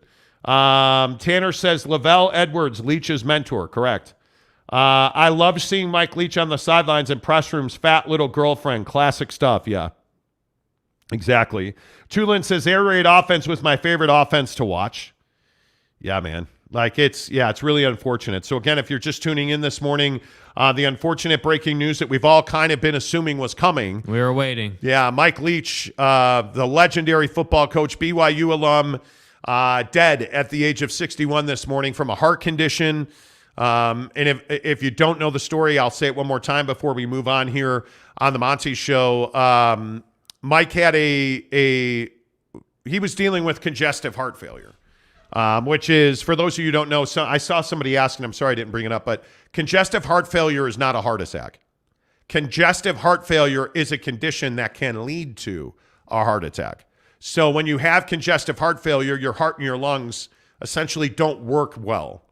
And your heart doesn't move blood and fluid through your body the way it should. So he dealt with severe pneumonia this year, which he had a big amount of fluid that amassed around his heart and his lungs. He got over that, came back to coach. But Sunday night, he had an incident at his home where he apparently was communicating with some people via text, sat down on the couch, went to sleep, and never regained consciousness. Had a what is believed to be a massive heart attack. Yeah. And they took him to the hospital. He was found unresponsive. EMTs did their best, took him to the hospital in Starkville, flew him then from Starkville to Jackson, and he just never regained consciousness, unfortunately. Yeah. So take care of yourselves, folks. Work out. I'm telling you, watch what you eat. Make better choices every single day, because it's just not it's not how you want to end your life. Mike Leach was only 61 years old. He was only 61 years old. That's crazy. Probably another 20 years. Yeah. You're thinking like 20 years. Like, I'm somebody, my goal is to live to be at least 100. So I haven't lived half my life yet. That's my goal. That's why, like, I get my physical every year. I get my colonoscopy coming up if they'll ever give me time to get one. Because, boy, it's hard to get a colonoscopy right now. But, yeah, it just is something that you have to, unfortunately, you have to live every day to its fullest. All right, the Monty Show is presented by our good friends at The Advocates. Find them online at theadvocates.com. The best injury attorneys in the business. And I think, the thing that's most important to you is if you're asking yourself, do I need an attorney? The answer is yes. Yes, you do. If you're wondering, the answer is almost always yes. And at The Advocates, you never come out of your pockets. You don't pay anything up front. They have no consultation fees. They have no retainers. You can chat with an attorney online right now at theadvocates.com. There's a little box right in the middle of the screen. It says talk to a lawyer now at The Advocates, theadvocates.com, where you don't pay until they win your case at theadvocates.com. So this morning we've been talking a lot of college football, oddly enough. We really have been talking a lot of Pac-12, Big 12, Big 10, because this UCLA decision's coming down tomorrow, and it is a significant one. And the question that I think a lot of people are forgetting to ask is, what if UCLA stays in the Pac-12? If the Board of Regents, the UC Board of Regents, who are going to meet tomorrow to make a determination on what they want to do with UCLA, and I'm one of the people who believe that the UC Board of Regents, after talking to a lot of different people about this, I believe that the UC Board of Regents has the authority to prevent UCLA from moving to the Big Ten. I think it would be cutting off their nose to spite their face. They would be, and another saying would be, you're being penny wise and pound foolish. It would cost the UC system money to do that. It would hurt UC Berkeley for UCLA to stay in the Pac-12. So my guess is, I think overwhelmingly the vote is going to be to allow UCLA to move on. But these are politicians, and they are California politicians. And in fact, they are not politicians. They are educators and business people making sports decisions. That never goes well. And overwhelmingly, when those type of folks are making decisions, it usually does not go well. If UCLA stays in the Pac-12, as George Kliavkoff has so passionately fought for, George Kliavkoff, the commissioner of the Pac-12, who we call Kliavkoff on this show, has passionately fought to keep UCLA in the Pac-12. Do you believe that he's given proper thought to what would happen if UCLA actually stays in the Pac-12? And my answer is no, I don't believe that he has. Yeah, I mean, I think that he's given proper thought to accomplishing a goal, accomplishing, what they want to happen here. But I think that it's hard for me to believe that they've all of a sudden put a bunch of effort and energy into, hey, like what's going to be the best for the conference if UCLA stays. Like, I just don't. I'm not going to give them that much credit because they haven't earned that. I don't think that they're that far along with it. I think that, George and the Regents and everybody who controls college football in the Pac are sitting here looking at this and saying, well, it's UCLA. How could they leave? Like, but then at the same time, they're not considering, the fact that Oregon may yet still leave one way or the other, depending on what happens with UCLA. So to me, it's just, I think that George has always been someone who's going to spin and blow smoke. That's who he's been. And for my money, I think that he's being told to do that. I think that George isn't stupid. I think that if there was better leadership in the Pac-12, that maybe George would do things a little bit differently, but ultimately he works for the people who lead these schools. Like, it's his job to sort of execute their will. So to me, I mean, yeah, there is a chance that they could keep UCLA, but I just don't, like, that just seems really, really dumb. It does. Like, I just don't know why you would. Yeah, it doesn't make a lot of sense to keep UCLA in the conference at this point. And, the thing that really comes to mind for me anyways is that you have to understand the gravity of this situation. I mean, this is a hugely... You okay over there? Yeah, just trying to... little furball? Yeah, a little bit. Got to stop going down on the cat. Anyway, the point is... I want more. The point is... You don't want more. The point is that I think it's really short-sighted to try and force UCLA to stay in the Pac-12. And again, I look at this Pac-12 situation, and I think it's a critical moment in time. I truly do.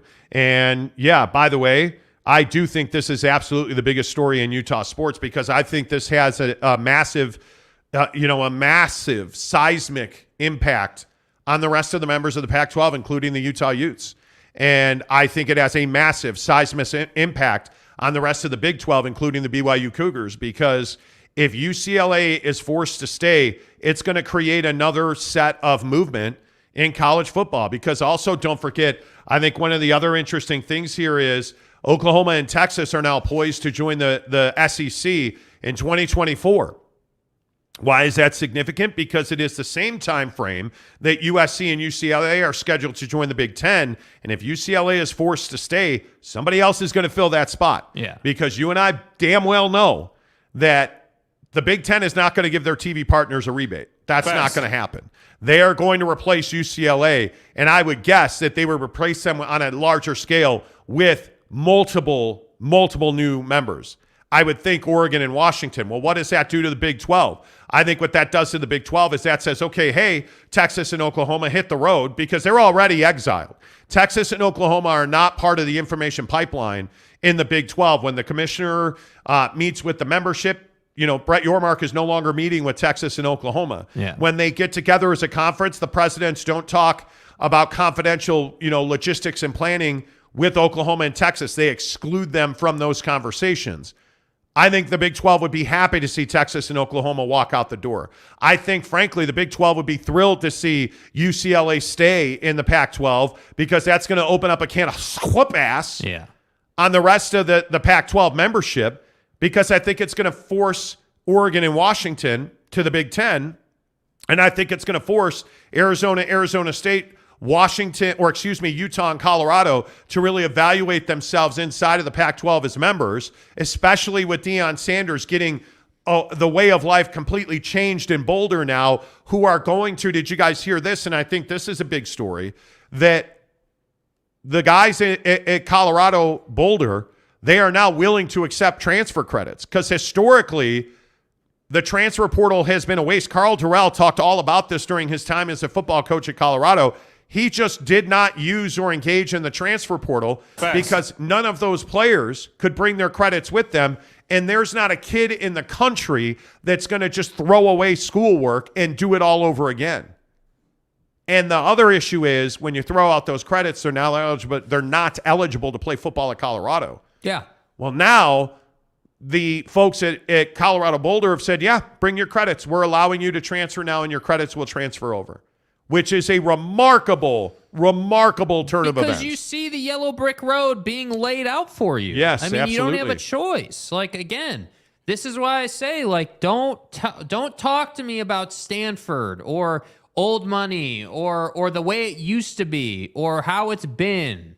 That's not what it is anymore. Like, I understand that every single person takes a different amount of time to adjust to the new way in college football. I respect that. Yes. But whether you're someone who is more Lincoln Riley or you're someone who's more, Kyle Whittingham as far as the transfer portal is concerned, right? Either way, the transfer portal is a transfer portal. Guys are going to transfer, and the guys who are leveraging the portal properly are going to win national championships. And so to me, it comes as no surprise that leadership at Colorado is like, yeah, we need to do this, because if we want Prime to be able to be successful, he's got to go out and get talent. And the only way to go out and get talent outside of recruiting the old traditional way, is through the portal. Yeah.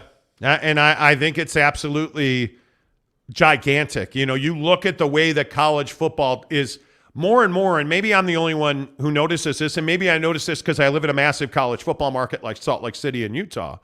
But here in Utah, I think when you look at the college football world, it is the leader in sports. I mean, almost on a daily basis, whether it's the changes, by the way, confirmation that BYU has now fired their entire strength and conditioning staff, as we told you that would happen. Yeah. When you look at that kind of change, you look at what's going on at Utah, you look at Mike Leach passing away this morning. College football has a bigger and bigger grip on this country and in this town for sure. Yeah, absolutely. It's growing and expanded. Of course, always The biggest stories in sports presented by Quick Quack Car Wash. Play-Doh? I have no idea. Lipstick? Apparently my car door looked like a canvas. Quick Quack! It's my saving grace. No one else needs to know the madness of my job. Just me. Yeah, Quick Quack Car Wash presents the biggest stories in sports on the Monty Show every morning. And again, I tell you, man, Quick Quack is the way to go on a snowy, salty, dirty morning like today. On your way home, stop at Quick Quack Car Wash. On your lunch break, stop at Quick Quack Car Wash because you know the sun's going to come out this afternoon and your car's going to be beautiful when you go through. And yeah, absolutely, you have time to stop by Quick Quack on your lunch hour because even at their busiest, you're there 5-7 minutes because they have great people that are smiling and happy to be there, moving people through the car wash. It's just a really good experience. And by the way, bring your kids. They have lights in the tunnel, different colored soap. Like, it's just so much fun at Quick Quack Car Wash. Let's get your thoughts this morning. Obviously, the biggest story in sports this morning, again, Mississippi State head coach Mike Leach has passed away this morning at the age of 61 due to complications related to a heart condition. Mike was reportedly dealing with congestive heart failure and reportedly had a heart attack on Sunday night. Mike Leach is dead this morning at the age of 61. And we would love to hear about the coaches as a fan, or if you played high school sports, who are the coaches that had the biggest impact on you? I always go to my guy, Ron Sapocek at good old Round Lake Senior High School. Right. He was my basketball coach. When we hooped together, I always have little one-liners that, sappy as we called them, would run out. But who are the coaches that had the biggest impact on you as a kid, fandom-wise? We'd love to hear those from you as well. Boyd Lake says UCLA would lose millions, and based on what I hear about how much debt they have, it would hurt. Good point, though, about politics. Politics ruins everything. I think it is for the next 5 years, I think that football and sports in general at UCLA is a losing proposition. They had a disastrous relationship fall apart with Under Armour that really hurt them. I think they are a Jordan brand school now, UCLA, which has helped them and injected, cash and excitement into their uniforms.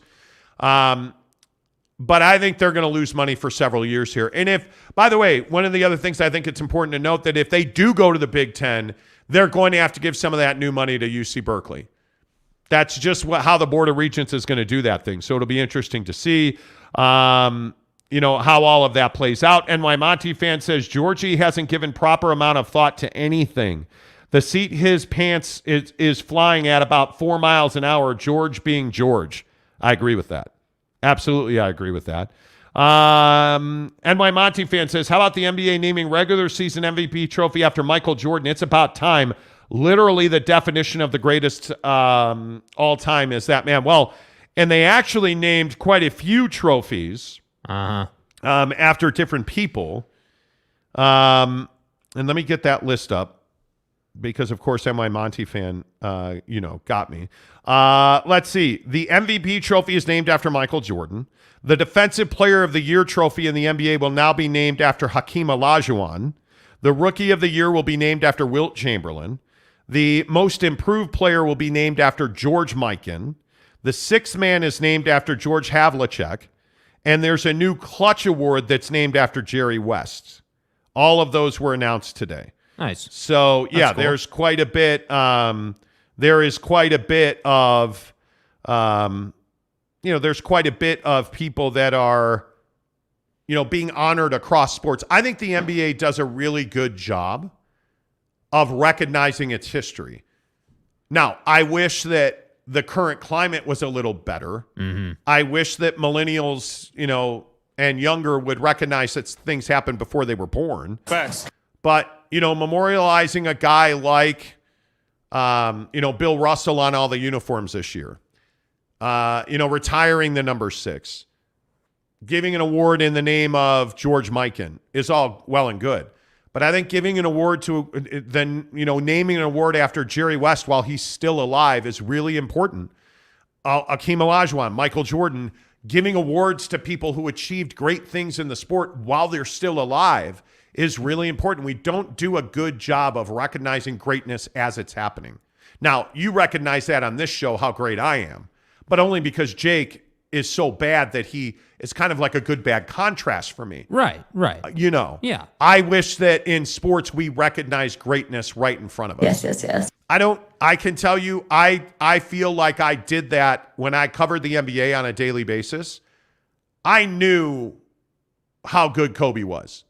I knew how good and how lucky I was to be watching Kobe and Shaq.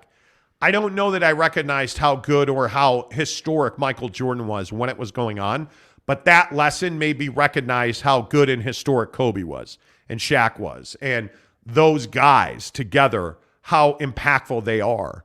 So I think we need to do a better job of that. I think we need to recognize, how historic a guy like Kyle Whittingham is in Utah sports, like just how historic he is. Look at Lavelle and the impact he had on a guy like Mike Leach. Do we recognize how much innovation Lavelle's offense has brought to college football that's still resonating today? Probably not.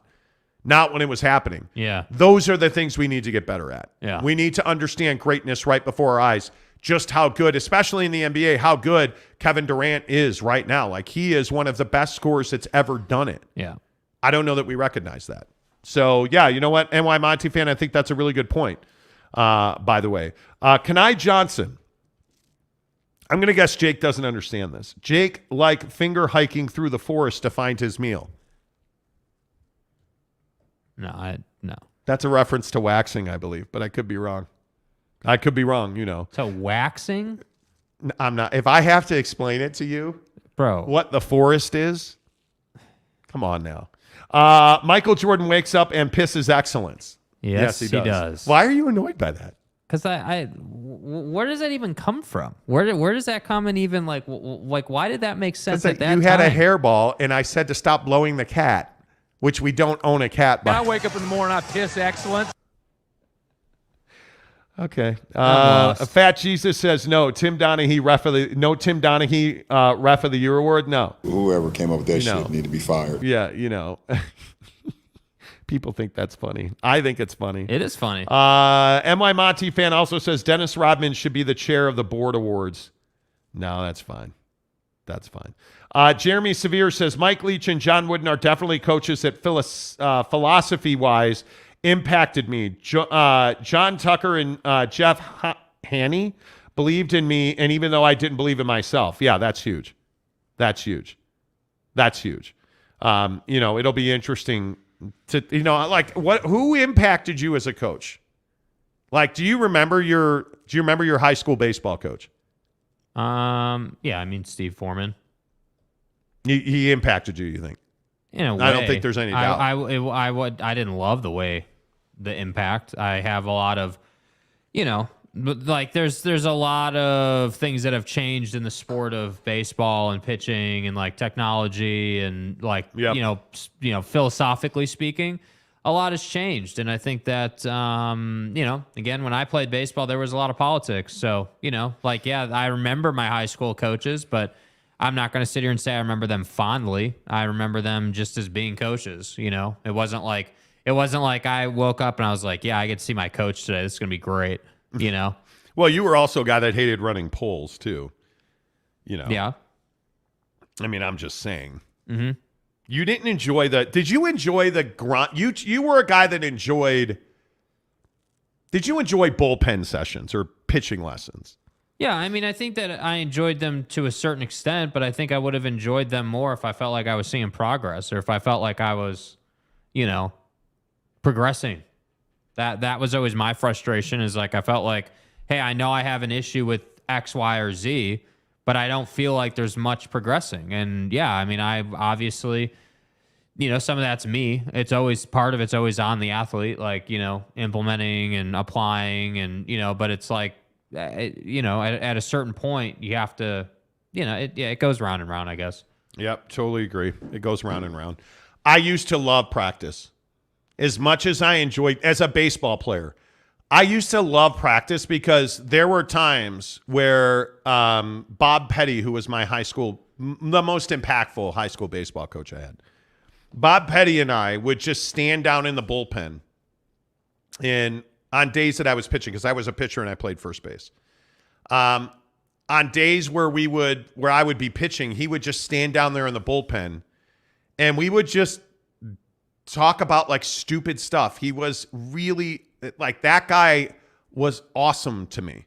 Like that Bob Petty as a baseball coach impacted me. Like Ron Sapocek, my basketball coach, would yell at me. You know, like the best radio coach I ever had was a guy named Al Brady Law in St. Louis at the good old KTRS. And he saw something in me, so he put me on his morning show. And after every morning show, he would stand in my face and yell at me. And man, it made me a better talk show host. It absolutely did. So, you know, yeah. Let's see. And Mike Maple says Andy Reid and Mike Holmgren also came from the Lavelle tree. They did. Indeed, they did. Let's see. Stephen Smith. Is the UC Board of Regents meeting tonight? No, it is tomorrow. To decide whether or not they will let UCLA join the Big Ten or keep them in the Pac-12. It is tomorrow. Yeah. And it is 100% about keeping them or not keeping them. That's what that meeting's about. They were going to initially have 2 days of meetings. They canceled Thursday. They're only meeting tomorrow, and it is only about UCLA now, they're saying. Yeah. So we'll see. It's at 10 a.m. Pacific time, so 11 a.m. Mountain time, 12 noon Central. So we'll see exactly how all that goes down. You know, let's see. Fat Jesus. By the way, thank you, Stephen Smith, for the $10 tip. By the way, how are we doing on likes today? We are at 53 likes today. You guys, we've had almost 1,000 people watch the show, and we only have 53 likes. Come on. We are trying to get to 9,000 subs on this show. This is really important. This isn't just us being like, oh, like and subscribe. No, this is actually like, really important. This is like really, really important, and being able to get to 9,000 before the end of the year would be just a ridiculous accomplishment inside. Like, I mean, yeah, I think that to get, like, obviously the greater goal is 10,000, but to get to 10,000, you got to get to 9,000. I know that's rocket science. So, like, just hit the like button. It's not that hard. Yeah. It's really just not. Boy, you're annoyed. Yeah, well, because you know why I'm annoyed? Because I watch YouTube too. And being a YouTuber, you start to understand just how easy it is. Take 2 seconds, hit the like button, and that's it. You have to do it one time. Are you crabby today, or is this just something you're melting down on? No, I mean, sure, maybe I'm crabby. I don't know. Yeah, you know. All right, yeah, give us a like. That really helps the channel grow. And why that matters is because when you hit like, and of course, if you're not subscribed, please hit subscribe. But when you hit like, YouTube pushes out our content more because you liked it, so the people that you follow are going to see it. Yeah. And it'll put it more into the algorithm, so it helps the channel grow. On the days where we get 100 likes, we pick up 30 to 40 subs every day. So it really makes a difference when you guys like the show, and we really appreciate that you guys do that. So please do that. I appreciate it. Let's see. Eminem says, everyone watching, give a like and a subscribe. This is your Christmas gift to the Monty Show. Yeah, exactly please. right. Thank you. Appreciate that. I'm not quite as desperate as Jake is. He seems annoyed, but you know. It's fine. Let's see. Fat Jesus says Jake played for the free snow cone after the game. That's right. That's correct. You used to not want the hot dog after the game. Jake was this little jerk of a kid. They would give the kids free hot dogs. That's right, T. He would make me take him to McDonald's for chicken nuggets. That's right. That's right. Do you remember those days? Yep. At good old Avon Township, I want chicken nuggets. So he wouldn't eat the hot dog. Yeah, but at Avon, I was the best player on my team by far. And we also won. We also won the league. So you know, you get chicken nuggets for that. Yeah. Jake Gordon says the grit and grind of practice for me was when I was younger was the worst in the moment, but I'm grateful for all those long, hard days of practice with running. Yeah, Jake, absolutely. I mean, it is. I have great memories of games. I can sit here, and Jake and I talk about this all the time. I vividly remember 3-point shots I hit in high school. Like I dream about high school baseball all the time. Yeah, I remember a game at Stevenson High School where I hit a home run. And I want to say, I don't remember the kid's name now. I actually want to say that it was Kenny. The starting pitcher's name was Kenny because we played Little League baseball together. But anyway, it doesn't matter. It really doesn't matter. But we went to Glenbrook North where my sister went to high school, and I hit a home run at Glenbrook North and hit a building. I remember the first home run I ever hit was at Daniel Wright Middle School in Lincolnshire. And I hit a shed in center field. There's a shed at Daniel Wright Middle School, at least there used to be. There's a big shed out in center field, and I hit that shed. Like, I remember that stuff. Sports is the thing that I remember most. I still have dreams about playing first base. And I'm right-handed, so I wear a glove on my left hand. I have a dream often about having the wrong glove. Like, I have a glove that I can only wear on my right hand. So, like, I'm trying to get it to fit on my, like, I have that dream all the time. Yeah. Or, like, I have dreams about hockey. And I have dreams that I'm a goaltender and I forgot my pads. Yeah. Like, I have stupid dreams like that all the time. Yep. Sports is so important to our lives. Yeah. That one of the great things about this show is we have a community of people. We hang out every morning and talk about sports, right? And we talk about life and we talk about all this great stuff. And it's because of sports. You're only here. You found us one way or the other through sports. You probably did a YouTube search for Jazz or Big 12 or Pac-12 or whatever it was. And we wound up talking sports. And now we're all friends and we hang out. Yeah. You know. Mike Maples says basketball coach in high school was George Sluga at Bingham. Famous and infamous at the same time. There you go. Charlie Moeller, hard to play for, in your face, expected more and loved running only because he saw your potential and helped you achieve that. Accredit him to getting my scholarship at Dixie State. Nice. It's awesome, dude. Nice. Love that. Salty Drunk. Tony Brothers, my fondest memory about baseball is the movie Major League with Charlie Sheen. So good. Absolutely. Absolutely. Just a bit outside. You know, like, absolutely. Salty Drunk says, there you go. I hit the like button, dude. Keep your shirt on, Jake. Sheesh. Thank you. Appreciate that. Thank you. See what I mean? Now we're trekking to 100. See, so now, much like the high school baseball coach, I lean on you guys a little bit, and what do you know? Get some results here. I like it. We lean on it because we love you. Yeah. Speaking of loving men, Fat Jesus says, did Jake just say he dreams about high school baseball players? No, that's not what I said. Although I dream about playing high school baseball often. One of the guys you played with is in the majors. One of the guys you played with is in federal prison. Yes. One of the guys, like, you had some interesting, you had some interesting high school teammates. Yeah. You know, Day Old Donut says, I really miss my sons playing youth sports, from football to baseball, special times for our family. Yeah. I used to hate Saturday afternoons where you would have to drive all the way out to, some brutal, middle of nowhere BFE place. Yeah. But I miss it every day now. Capistrano Valley. I'm really lucky. I had Jake when I was 20 years old, so we snowboard together. Yeah. Like when we were playing basketball all the time, we used to quite literally F people up playing basketball. Like, I mean, it's so important that we appreciate those things so that we recognize how special it is to have a son. How special it is to have a relationship. He doesn't think this, but how special it is to have a relationship with your dad.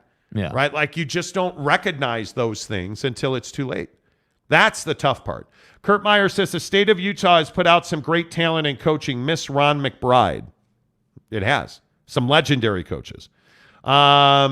Jake Gordon says, when can I come watch a Grizzlies game with you, Monty? I don't know. You tell me. What's your schedule? Yeah, I mean, it's up to you.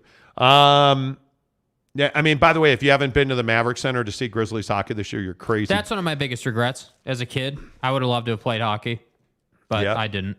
Oh, by the way, Snoop Dogg is at Maverick Center tonight. Yes. And this place is going to be crazy. Yes. The Maverick Center is a great concert venue. I don't know how many people realize that. If you haven't been to a show here, like, we've seen Harry Styles come through. We've seen, a ton of acts have come through. Yeah. The preparation for Snoop Dogg. It's incredible. The building completely changes. I have, and you guys don't care about this, but I'll say it anyways. Here at the Maverick Center, we do our show every day at the Maverick Center. And the people that bust their ass to make this building operate, I don't know how they do it. I mean, it's a 24/7 job. Like, we'll leave here. We'll leave like a Salt Lake Stars game. Yeah. We'll come in the next morning and it'll be completely torn apart. Ice will be down. Glass will be up. Nets will be up. Like, good to go. You'll leave after a Grizzlies game. You'll come back the next morning, set up for a Harry Styles concert, set up for a Snoop Dogg concert. Yeah. It's crazy. It's absolutely crazy. It is crazy. NY Monty fan says Maverick Center is going to smell like a herd of skunks broke in there after the show tonight. Love Snoop. One of my best memories of Snoop Dogg. And I wish we could get him on the show. I've tried. So he came. I used to be a producer on the Jim Rome TV show at Fox. And my job was to book guests and make sure that they showed up, they got to set, they were prepared, all that stuff. So Snoop Dogg was one of my guests. I booked him. It was my job to facilitate. So they ask for certain things. So, hey, Snoop's coming on the show, but we're going to need, one of the things he asked for was 24 towels, white towels, not just any towel, white towels. Okay, all right, no problem. Hey, one of the things we're going to need is 3 cases of water. Water. Like all this stuff. He's going to, like, we used to have guests that would ask for fresh chopped fruit and chocolate chip cookies. They would ask for certain types of, hey, we need 5 bottles, 16-ounce plastic bottles of Diet Dr. Pepper. Yeah. Snoop Dogg only asked for cases of water and 24 white towels. Why did he ask for that? Because him and his crew came to the Fox Sports, the hub, the big Fox lot in Hollywood. It was where we did the Jim Rome show every day. Snoop showed up with a crew, and I mean a crew. That dude rolls deep. And the reason they needed the towels is they all smoked weed in the dressing rooms. So they took the cases of water, soaked the towels, and blocked the doors so that they could smoke weed. Then when showtime came, they all left the dressing rooms. He did the show, signed autographs, took pictures. Like, Snoop is one of the most gracious dudes ever. And then they just left. So you go back into the dressing rooms, and there's just a pile of towels. They're all piled up on the table, and it smells like a herd of dead skunks. But he is one of the best, most nicest dudes you've ever met. Yeah. Him and the guys who come to mind that I worked with at Fox, Bo Jackson, no doubt about it. Jerome Bettis, no doubt about it. Snoop Dogg, no doubt about it. But the best guy who treated me exceptionally well, and then when I saw him many years later, Tom Morello from Rage Against the Machine. So Tom Morello comes in because he's a big sports fan. He's recording an album with Rage Against the Machine. And actually, it wasn't Rage Against the Machine at that time. It was Audioslave. Yeah. He's recording their first ever album with Audioslave in the studio. And I am blowing this MFer up on pager. Like at the time, it was a pager. Right. A Time Port pager in 2000. Right. Doesn't answer for like 12 hours. Hits me in the middle of the night. He's like, bro, settle down. I'll be there. We're recording. We're in the studio. Shows up the next day and he goes, I'm really sorry I said that. I was crabby. I'd been working all day. No problem. Text me anytime. Fast forward to 2004. Audioslave now is a massive rock band. They're in Sacramento at the War Memorial Coliseum venue. And I text Tom Morello. I'm like, hey, I want to interview you on my radio show. I had the #1 rated nighttime talk show on the Sacramento Kings station. I had it was a massive show. It was awesome. And so Tom's like, yeah, sure. Just show up. Come knock on the bus door at this time. And I remember typing him, that's it? He goes, yeah, that's it. So I showed up and he treated me like we were best friends. He totally remembered me from Fox. He was like, oh, yeah. And we talked about, he came on the show twice. And he talked about how he wore a Cubs hat. And him and I at Fox he's a huge Cubs fan. He's from Libertyville, Illinois, right by where I grew up. Libertyville. And so we talked Cubs for an hour before the Jim Rome show. And then we sat on the bus. Me and Mrs. Monty sat on the bus at Audioslave and interviewed him for 90 minutes. And then we're walking off the bus, and I'm like, all right, cool, dude. I really appreciate you, man. He goes, hey, are you coming to the show? And I said, no, man, it's sold out. I didn't have tickets. And he's like, oh, you're coming to the show. And he walks us into the stadium. He opens up the back door, takes us through backstage. He's like, here you go, anywhere you want. We stood third row with Tom Morello. It was amazing. And all the Hells Angels were fighting with, like, it was the bikers were there. It was one of the best concert memories I have with Mrs. Monty is Audio Slave. The first time we ever saw Audio Slave, amazing. But those relationships, those never leave you. Yeah. They never leave you. Joe, now I'll digress into sports talk now. My apologies. Before we get to football at 50, UC Regents will likely opt for what's bringing them the most money. No, they will not. No, absolutely they will not. Which is UCLA to the Big Ten, then tax them $15 to $20 million a year. They will not opt for what brings them the most money. What the Board of Regents is going to opt for is what is going to get Cal and Los Angeles, UCLA and Cal Berkeley, out of debt and build long-term financial stability in athletics. One of the things that the UC Board of Regents has talked about is the instability in athletic finances. Yeah. They've talked about it a ton because Cal is in an unbelievable hole financially. Like, I don't know what it's going to take to get them cash positive. Yeah. UCLA is in debt academic or sports-wise. This move to the Big Ten would get UCLA cash positive, but they're going to have to your point, Joe, they're going to have to take some of that profit and give it to Cal. That's the issue for UCLA. Okay, real quick. G-Off's comment right there. 2 down. Let's see. Hey, Gramps, let's get back to the show, please. G-Off, bro. Why you got to hate, man? That's not funny. That's not funny. Why is that funny? Gramps. Have you ever even listened to Audio Slave? Audio Slave's amazing. Yeah, dude. Okay. I thought you were going to. No, I'm an Audio Slave guy, I will punch you dude. in the face. No, G-Off. Has G-Off ever listened to Audio Slave? No, I don't think so. I doubt it. Let's see. Grocock's brother said, Salty said I should hit the like button too, Jake. Yeah, that's right. That's right. Come Correct. on, man. We're just about, again, 1,000 viewers, and we have 89 likes. Come on, man. There you go. We broke 90. We broke 90. 10 more to go. 10 more to go. Where did that comment? There it is. Giggity said, Gramps, Jake will have to lose his virginity before Monty is a grandpa. Can always count on Giggity to back you up, bro. I'm just saying, 10 in the hour, every hour on the Monty Show. We bring you Football 50, presented by our good friends at Papa Murphy's Pizza. Use the promo code Monty25 to get 25% off your order at $25 or more at Papa Murphy's Pizza. Monty25, 25% off your order at Papa Murphy's Pizza. This Kyler Murray story is a big deal.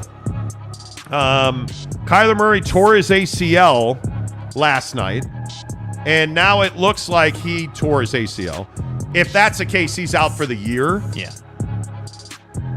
I mean, does he get exposed or do they miss him? I think they miss him only because Colt McCoy's a backup, not a starter. Yeah, I mean, I think the problem is culturally he's going to get exposed because he won't be around and people will be happier. And at some point, the arrogance and the I like myself some Kyler Murray attitude from Kyler Murray is going to wear thin. And the problem is that you committed this contract to him and you don't really have a choice. And so to me, it's like, will they miss him? Maybe on some level, but I think that, if you somehow stumble into another quarterback through the draft maybe or through some sort of trade, like that's not going to be good for Kyler Murray. Oh, sorry. He's an average quarterback. I got news for you. Kyler Murray's an average quarterback. And again, I just sit here and tell you, you can't be a running quarterback and be a run-first quarterback and win in this league. And again, I know that Keyshawn Johnson melted down on ESPN today because people keep saying that running quarterbacks get hurt, and Keyshawn Johnson automatically assumes that means black quarterbacks are, being criticized. The fact of the matter is, Tua Tagovailoa is a run-first quarterback who now is not a run-first quarterback because he got hurt all the time. He's learned to pass in the pocket, right? And he's had a career year so far. If you want to be successful at the NFL level on a regular basis, you can't play hero ball like Zach Wilson does. You can't play hero ball like Lamar Jackson does. Yep. You can't play hero ball like any of these other guys Kyler Murray does. Look at Tyler Huntley. Tyler Huntley playing really good football for the Ravens. How'd he get hurt? Running out of the pocket. Now, to Key's point, Keyshawn Johnson on ESPN this morning said, hey, well, Lamar Jackson got hurt in the pocket. Why did he get hurt in the pocket? Because he can't throw from the pocket. He was holding the football too long. Yeah. That's why he got hurt in the pocket. You either have it or you don't. Lamar, Kyler, Zachy Poo, these guys don't have it. Yeah. They're not it factor guys. So when you look at the guys who do have it, Tua Tagovailoa, I think, has shown you he has that it factor ability now. Now, is he falling off the cliff a little bit because the competition's getting better? Yeah, probably. But he's shown us this year he can complete passes at a high rate, even across the middle. He's completing at a high rate. Will that continue? I don't know. But from what we've seen, Tua Tagovailoa has stayed in the pocket and grown as a passer. The problem is a guy like Kyler Murray isn't a great pocket passer. He has to run to be effective. Lamar Jackson cannot win the game from the pocket. He has to run to be effective. Yes. That's the bottom line. Joe Burrow and the sex machine Justin Herbert don't have to run to be effective. They're pocket passers, but can they? Yes, they can. Yeah. Okay, can our friend up in Buffalo impact the end result of the football game from the pocket and from outside the pocket? He can. Josh Allen is probably prototypical, if not Patrick Mahomes being prototypical. Yeah. So yeah, I absolutely think that you better understand that if you're going to run, you're going to get hurt in this league. It is that simple. Jesse Harsh says Kyler is easily a top 32 quarterback in the league. You're welcome. Yeah, he is. Kyler is a top 32 quarterback. He might be 32nd, but he's still cracking the list. Yep. Boyd List said baby head Kyler can now spend all his time on Xbox. Win-win. Yeah, I'm sure he'll say some dumb stuff on his Twitch stream while he plays Call of Duty. Yep. Salty Drunk says, do you think Snoop has the football at 50 jingle playing while he's in the dressing room? Of course he Obviously. does. Duh. I mean, duh. He listens to the show. Come on. Capazzo knows. Absolutely, Capazzo knows. NY Monty fan, oh my, Keyshawn, seriously, Steve Young was a running quarterback and he got hurt. He could take a hit but didn't know how to get hit. Totally agree with that. Linebackers don't care what color your skin is, no, they bro. Don't. No. Oh, day-old donuts. We might have to do a donut today. I'm macking. Bad injury. My son tore his ACL. Was very tough for the kid. Kyler Murray will miss the next season as well. And then what's he like when he comes back? What's he like when he comes back? That's the hard thing. And, of course, this morning, the biggest story in football is the passing of the legendary Mike Leach. Currently, I don't know that there's a bigger story in football.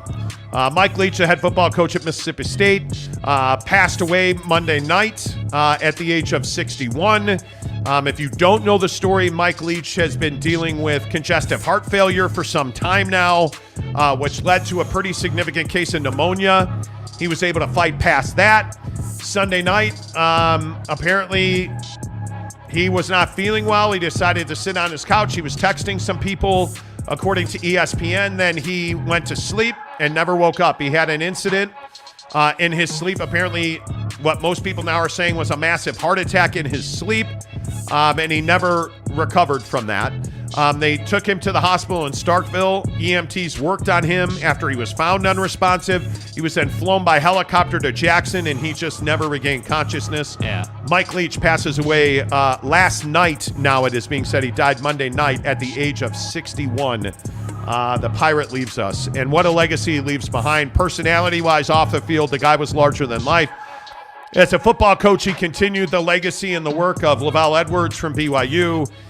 He impacted so many people, whether it was from Lubbock to Pullman to Starkville. Mike Leach will forever be a legend of the college football world. Just a really tough loss. Mike Leach dead at the age of 61 this morning. Football at 50, 10 of the hour, every hour, presented by our good friends at Papa Murphy's Pizza. Papa Murphy's presents How to Change the Way You Pizza. Step 1, carefully knead dough. Step 2, artfully spread sauce. Step 3, add fresh mozzarella and assemble toppings. Step 4, realize we already did all that for you, so all you have to do is bake it. For a limited time only, get the Hog Heaven Pizza with Canadian bacon, ground sausage, and crispy bacon. Papa Murphy's, change the way you pizza. Indeed, you do. Use the promo code Monty25 to get 25% off your order of $25 or more at Papa Murphy's Pizza. And again, I can only espouse the greatness of barbecue sauce on pizza. Never, ever use pizza sauce again. You're enlightened now. You listen to the Monty Show like you're more intelligent and stuff. Right, you're educated. Use barbecue sauce on your traditional crust pizza. See? Didn't burp into the microphone. Very good self-control right there. That was... Use barbecue sauce on your traditional crust pizza at Papa Murphy's Pizza. Use the promo code Monty25 and make sure you tell them you heard about it on the Monty Show. Let's see. Provo Cougar fan says, if a QB is playing for the Jets, you have to run. Well, apparently somebody forgot to tell Mike White to run because he got crushed like 9 times this weekend. Yeah. By the way, they say he's good to go. He's going to play. So that's good. Boyd Lake says, lesson of the day, when you have chest pain and don't feel well, get to a doctor. Yeah. Just saying. Yeah. I mean, congestive heart failure is... I mean, do you guys know what that is? Congestive heart failure essentially means that your heart is not working correctly. And you are simply on the clock. And it probably means that, things like pneumonia, because when you have congestive heart failure, you tend to accumulate fluid in your lungs and your heart. This is a code 10 abort. And there's really no coming back from that, unfortunately. And I don't say that lightly. It's just not, you're young right now. Let's do something about your health. Let's get in shape. Let's get in the gym. Jake and I talk about this all the time that, you got to get in the gym. You got to get healthy. You got to lose weight. You got to eat well. You got to eat fiber. And I think a lot of people joke, and guys, it's not something to joke about. You only get one heart. That's it. And when you have high cholesterol, you can't let that go. When you have high blood pressure, absolutely, you cannot let that go. Heart attacks and stroke kill men in this country every single day. Yeah. And we got to do something about it. You look at Mike Leach. Mike Leach was only 61. That's not old. Mike Leach was not an old man. He died of an old man's disease. Yeah. And I understand coaching's stressful. I really hope that people use this as inspiration. So I'm just saying. Tim Bruckmiller says, Mike Leach brought national relevance to Lubbock, Pullman, and Starkville. Yes, he did. Yep. Yes, he did. Yep. Let's see. Jake Gordon, barbecue pizza is fantastic, especially with green onions. Chef's kiss. Yes, that's right. I'm telling you, barbecue sauce on pizza, and you have to add green onions. We talk about that all the time. 01 Magcat, do you think that this Board of Regents decision will spark the next realignment domino to fall? Yeah, 100%. And if you're just tuning into the show, the UC Board of Regents will meet tomorrow morning at 11 Mountain Time, 10 Pacific, to make a decision on UCLA. And my feeling is, what I'm guessing, and my guess is based on conversations I've had with a bunch of people about this, my guess is UCLA is going to the Big Ten. What are you laughing about? Lopes fan Gabe is trolling you. Lopes fan Gabe says, Monty, you only have one heart. Also, Monty, cue the Hog Heaven pizza commercial. Well, see, but here's the thing. And this is, it's funny. We've talked about all this week. Yeah. We eat pretty well. I eat a ton of fiber. I have oats. I eat high fiber cereal. And I go to the doctor at least once a year to get a physical. I get my blood checked. Yeah. I'm going to have the Roto-Rooter, all done gas, here in the no spring because you can't get an appointment earlier than that. But everybody's different. Having a Hog Heaven pizza is not going to kill me. If you have, like burgers, we've had some burgers lately. And Jake's like, yeah, if we're going to eat out, it's got to be Chipotle. Yeah. Right? It's got to be stuff that is low glycemic. Like yesterday we had wings. Again, and a on salad. The smoker, Asado seasoning. Absolutely incredible. It was absolutely amazing. bbqpitstop.com. One of the biggest hacks in nutrition, if you're struggling with decent nutrition, like making like 50 wings on Sunday and having like 8 of them a day is incredible. And the other thing that I would say is, I don't believe, and this is my opinion, I am not a doctor, I am not a nutritionist. Right. I don't believe that fat is what's killing Americans. I think what's killing Americans and making us fat is sugar. Keep it real. And I guess we're going to do nutrition with Uncle Monty. I don't believe that fat is what's killing Americans. I think we get fat because we don't understand how insulin is killing us. and we don't understand what sugar does. Yeah. You can't. I will eat a burger all day long before I'll eat a bag of candy. Now, I'm not saying that I don't eat sugar, but I very, very carefully limit my sugar. Well, and then, we haven't even discussed soda. I mean, soda is the one that's just absolutely torching people. Yeah, if you drink full sugar soda, if you're a Coke or Pepsi drinker, just start digging the hole in the ground right now. 6 feet deep, my man. Because I'm telling you that full sugar soda is killing you. Yeah. And everybody always says, well, why do you drink Rockstar? This can of Rockstar has 2 grams of sugar in it.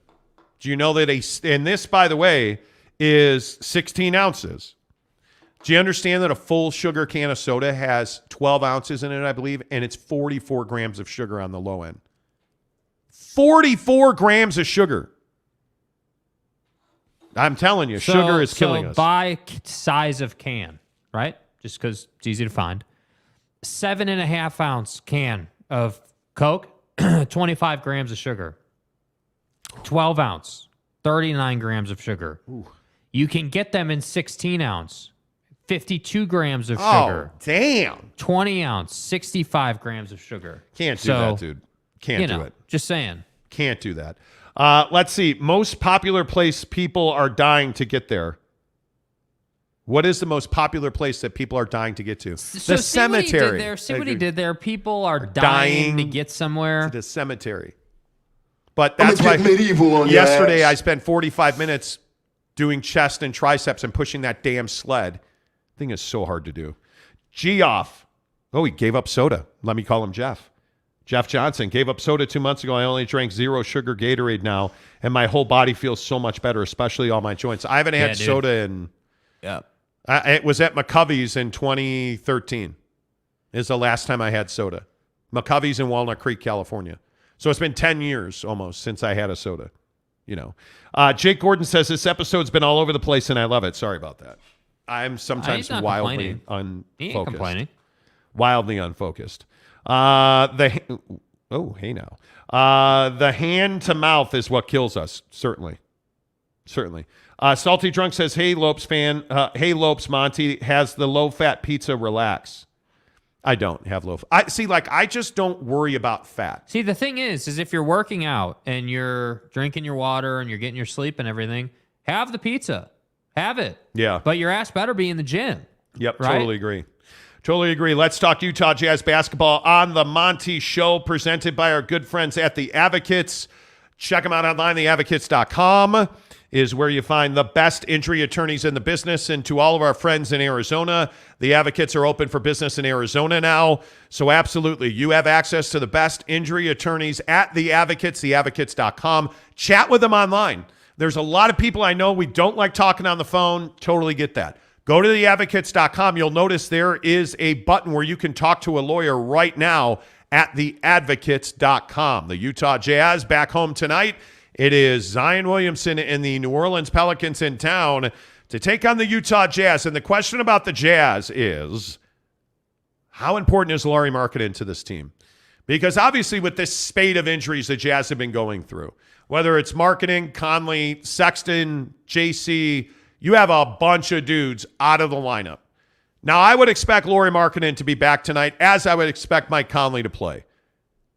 But how important is Lauri Markkanen to this Jazz team? Because, again, sources from the NBA told me on Monday that the Jazz are absolutely open for business on Jared Vanderbilt.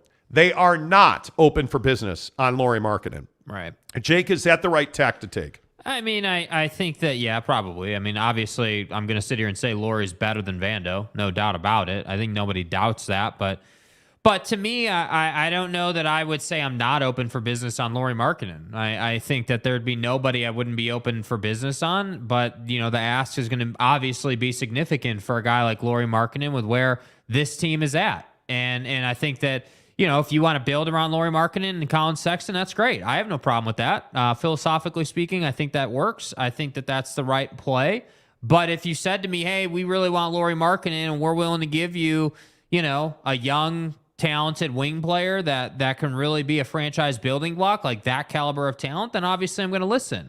So I just don't believe that there's ever a time when guys aren't available. I think everyone's available. It's just a matter of how over the top you're willing to be with your value. And so to me, the other factor at play is there's a lot of learning lessons going on in the league as far as not making trades are concerned. We tell you on the show all the time, like, hey, where would the Knicks be if they had made the Don trade and not, been so stubborn about Grimes? Where would you be if the Lakers had, done the bogey deal, right? And not been so selfish about their picks. And so to me, it's like, hey, everyone's available. I do agree that I probably would be stingy with Lauri. 100% I'd be stingy with him. I would want a big time package in return for Lauri Markkanen. But right now, I think that the goal is probably to build a playoff team around Markkanen and Sexton and Conley. Those three guys, I think, are who you're going to want to build around. And the only reason I say Conley is because of his leadership on the floor. When he plays, they're a better team. When he plays,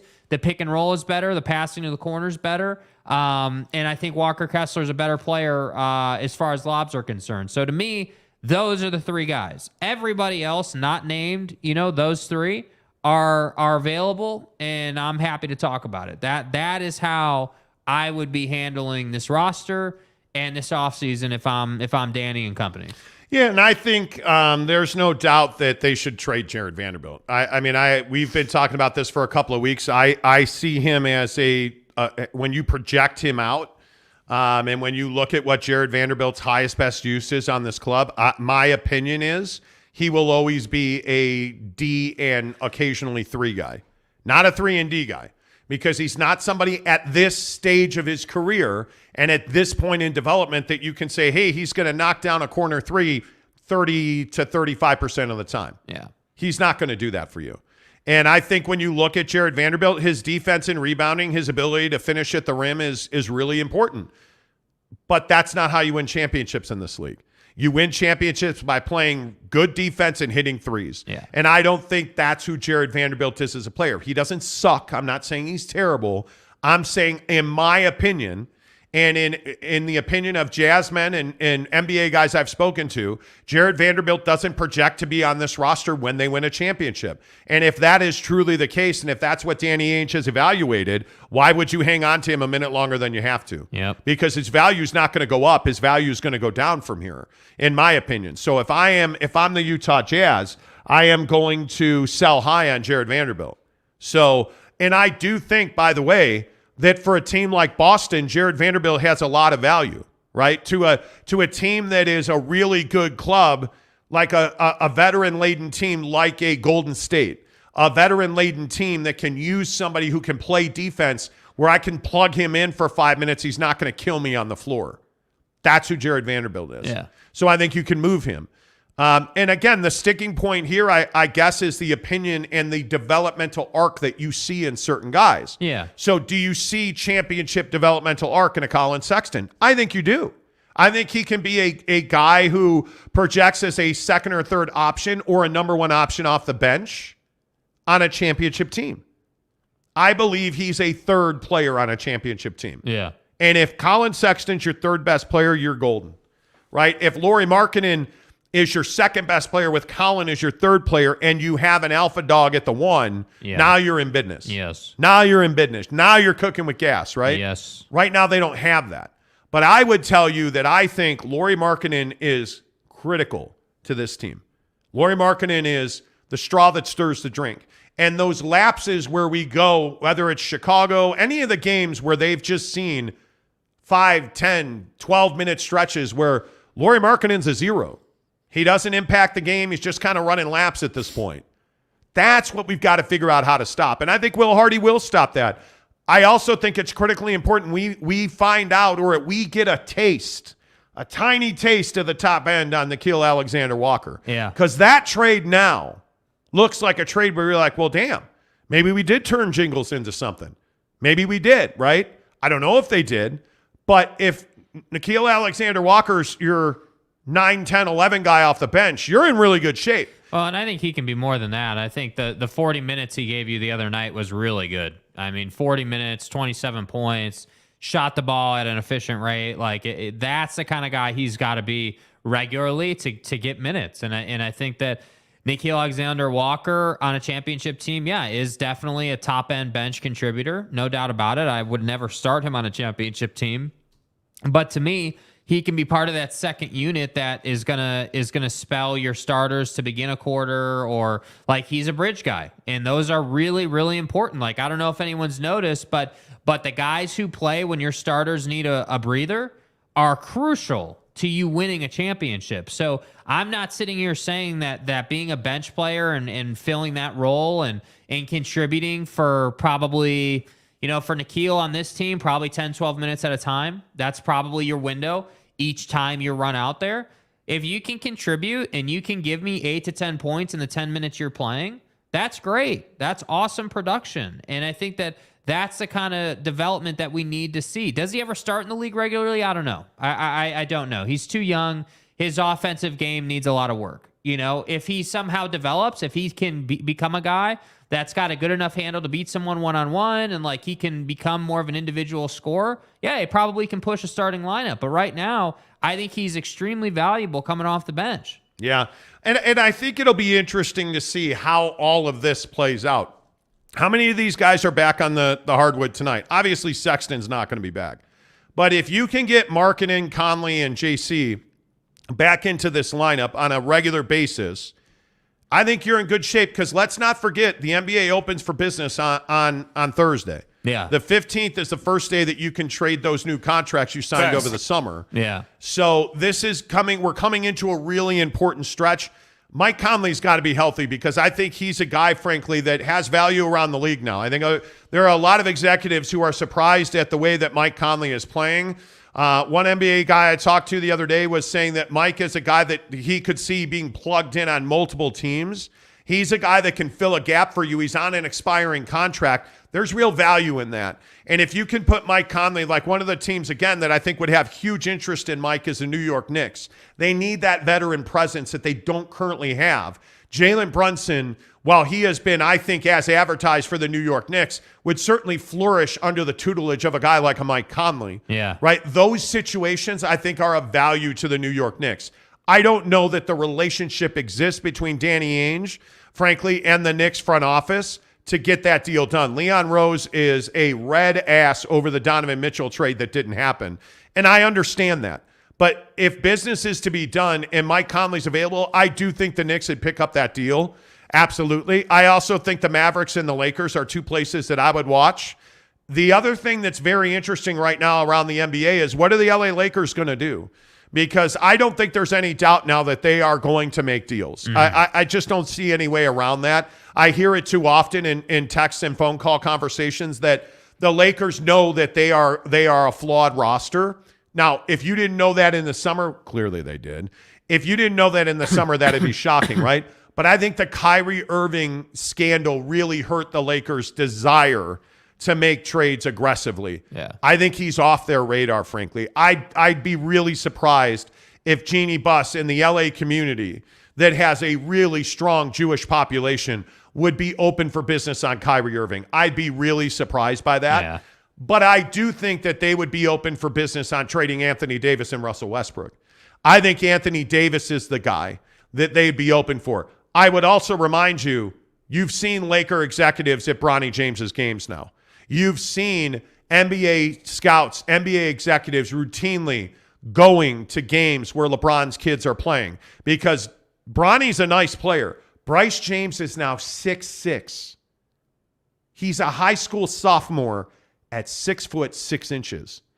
You want those guys in your fold. And LeBron James is not valuable necessarily for what he's doing now, Jake, but I think the relationship has to stay intact, because Bryce James looks like a monster, dude. Yeah, 100%. And I think that this has been the end game for Bron for a while. He wants to play a season with his kids, I think, and I think that's why you're hearing the rumors about playing until I'm 45 and then retiring, because then he can get one, if not two seasons, with his kids, and I think that really matters to him. And I think, the Lakers just got to get on with it. Yes. Like, unfortunately, that's how you have to word it. It's time to get on with it, man. Like, I'm tired of, hey, one more season with AD, one more season, like, You have to get on. Anthony Davis won a championship for you. It's time to move on. He's a one-and-done guy who's going to be an injury-prone player the rest of his career, and that's okay. Not every guy is ironclad like Bron or Michael or Kobe or, like not every guy is like that. That's right. So to me, it's a fool me once, fool me twice thing, and I think that it's time to move him, and once you move him, you can get on with life because you're going to get picks back for him. And I think don't be surprised if they go and get Bogdanovich from Detroit because they've been after him for a long time. Like, the Lakers need to do some things. Yep. Jake Gordon says, yes, Utah Jazz time. Brett Burnett says, Greg's right about water. Drink good, clean water and feel better and save money. Don't disagree with that. He also says, praise up for the Jazz. Depth is always important. It is. Absolutely. Eminem says, my high school coach, Clark Massey at Cordova High School in Rancho Cordova, California. What's up, Sacto? Had a major impact on my life. Glad to hear that. Jake Gordon says, Vando picked it up as of late, but Lauri has been more consistent, and that's what the Jazz need. And I don't think they're similar at all. I don't think you compare those two. That's just my opinion. I just don't see similarities in that at all. Brett Burnett says, hard to trade like the Jazz did offseason because teams can't collect extra players and hold the Jazz like the Jazz did all summer long before having to trim the roster. Yeah, I mean, I think the art of building rosters for long-term success is definitely lost in the NBA. And I think what you as Jazz fans should be very thankful for is that the Jazz are not Oklahoma City, who's in a constant state of rebuilding. Right. That's not what this team's trying to do.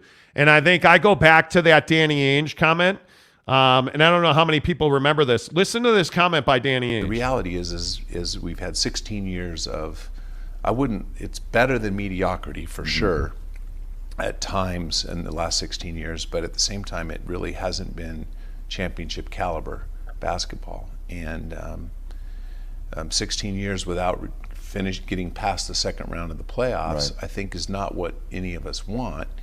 And so the change is just, okay, here we are with veteran team, had been all in on this veteran team. I think Dennis Lindsey has done a fantastic job in this organization, as did Quinn Snyder. And but I just think we're starting over. Dude, they dropped the Fire Red 9 early. I'm just going to put the phone away. Yeah. That's Danny Ainge, Utah Jazz basketball CEO. I mean, you hear him say 16 years of mediocrity. Yeah. Like, let that resonate with you. 16 years of mediocrity. Yep. Man, he's not here for the Oklahoma City model. He's not. And, you have an interesting comparison in the New Orleans Pelicans coming in tonight. -2, 234 is the number on that game. Like, you're looking at a team that built through trades and Zion Williamson in the draft. Like, you look at the way that Anthony Davis trade transformed this franchise and gave them, now, granted, Lonzo Ball's in Chicago without a knee. Josh Hart's wearing Portland, I guess. You look around the league and you look at what Brandon Ingram means to that franchise. I mean, it's a significant deal. The Jazz are going to have to make that kind of Anthony Davis, Brandon Ingram transformative trade. Yeah. You're going to have to go and get an alpha male number one, which Zion has not been for them, by the way. I don't think you get that alpha male in the draft. I think you got to go and trade for or throw a ton of money at somebody. Like, that's what it's going to take. Yeah. That is absolutely what it's going to take. I don't even know who those guys are. I mean, obviously, KD is not available in Brooklyn. By the way, you going to give it up for me or what? What? Okay, that came out wrong. The Brooklyn Nets are very good. You shut your mouth with that hate and that we'll see, spewing of garbage that you drop on my Brooklyn Nets. I'm sure that Adam Silver will be thrilled to hand Kyrie Irving the NBA championship trophy if they were to win it. By the way, I said my Brooklyn Nets. Right, your Brooklyn Nets. You're right. not even going to...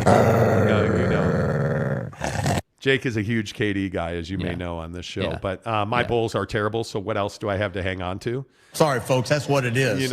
I think the Nets are very good. They are. Kyrie Kyrie's Irving bounced back. He has. Kyrie dude, that just the way he's playing the game, not to score, but to make the Brooklyn Nets score, whether it's him or somebody else.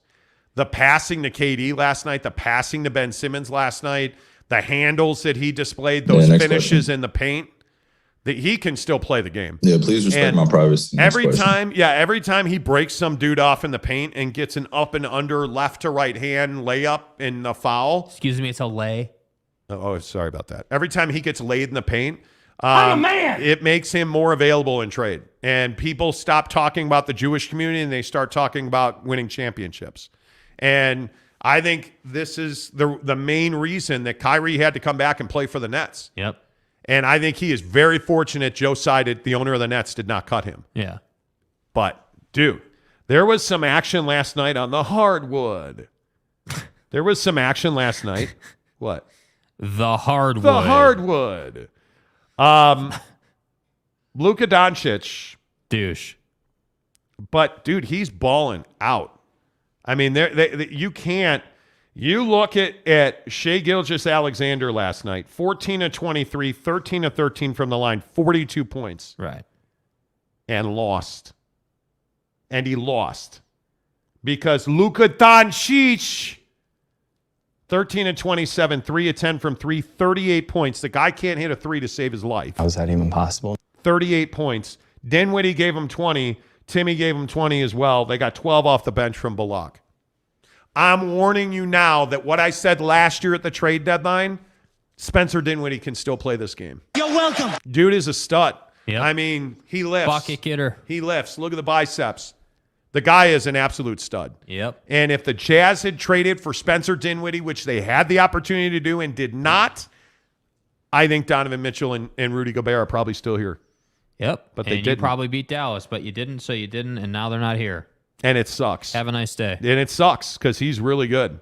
He is, man. Let's see. Eric C. says everyone's a huge KD guy. Au contraire. I don't know about that. At all. Let's see. Salty Drunk says, how about Bowler with the swag? What are you referring to? Duck Season says Portland's the best team. Well, if you would pay your $100 bet, maybe they would be the best team. But since you haven't, they're still not the best team. You fucking donkey. They're not the best team. They're not. Pay us our $100 you owe us. Hey, whoa. Like update. Where I saw some triple digits here. We're at 109 likes. There we go. Well over Let's 1,000. go. Well over 1,000 views. 109 Let's go. likes. Come on, if you're here right now, give us a thumbs up. It really helps the show grow. We are trying to get to 9,000 subs by the end of January. So, you don't like those fire red nines? Not that I don't like them. You don't like those fire red nines? Yes, Are you kidding me? I like them. Don't have the bread right now, bro. We're not spending money on that right now. I do, and I'm not going to do it either. But right now, we have 8,439 likes. Subs, excuse me. Man, that'd be awesome to have 8,400 likes on this video. That'd be amazing. 8,439 subs on the show. 117 likes.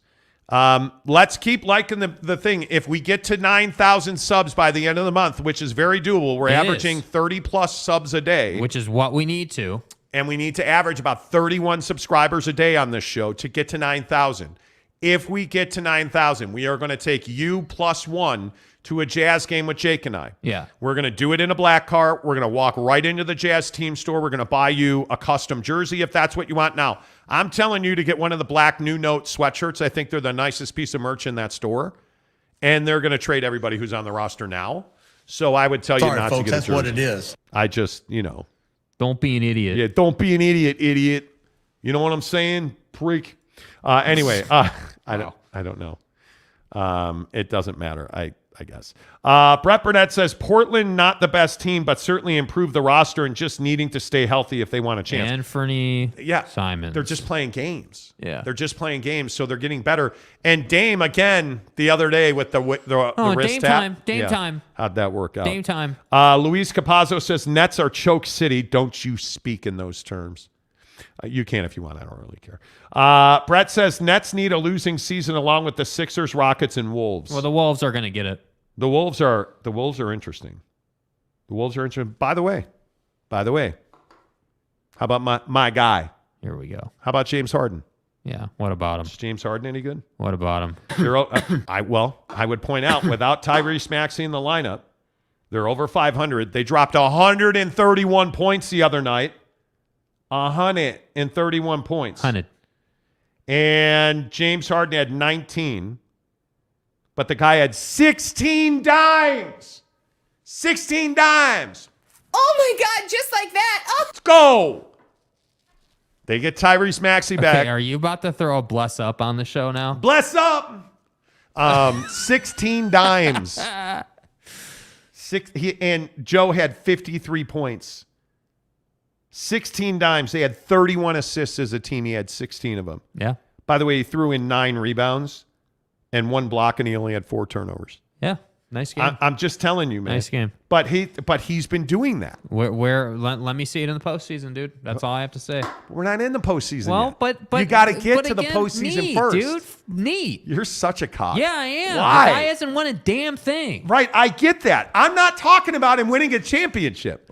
I'm talking about James Harden being back. He ain't Zion Fatass anymore. He's actually James with the handle.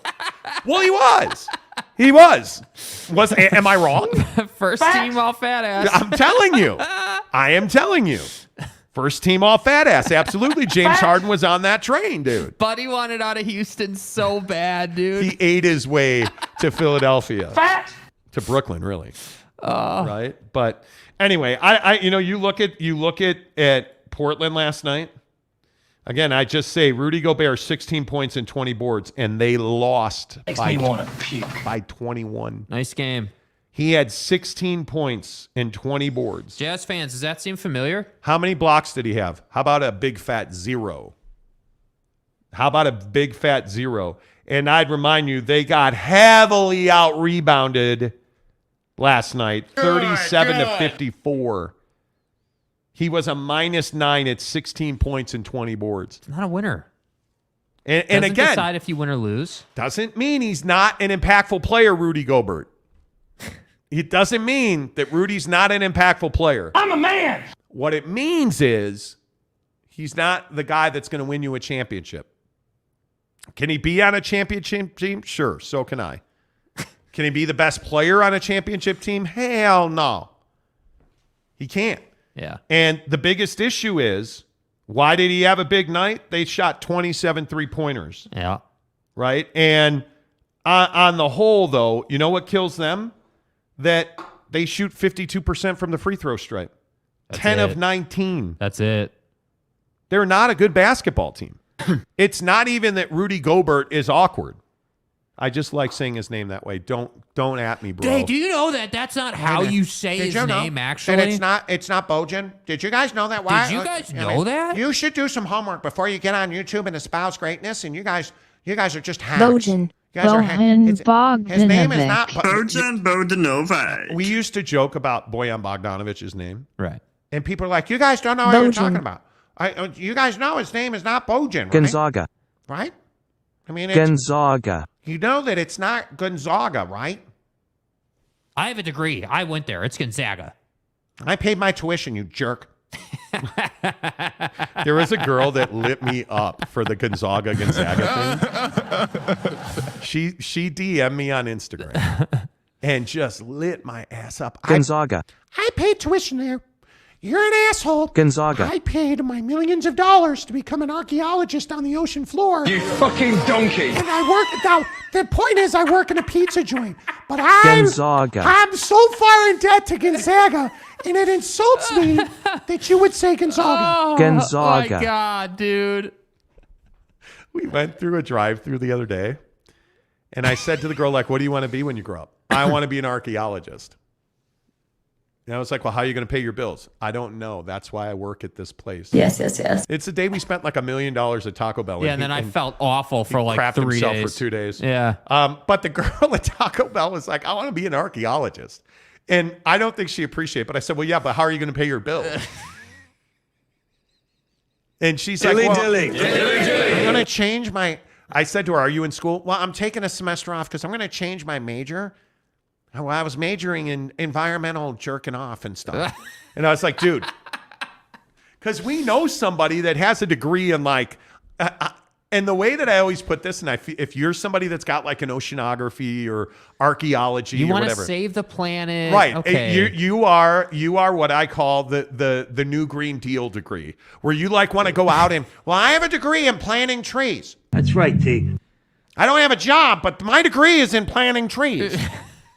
Hey, what do you do for a living? I hug trees. I have a master's in it. Like, if you're going to go out and get a degree in like, okay, here's how you plant kale at the bottom of the ocean. If that's your degree, don't say we didn't warn you.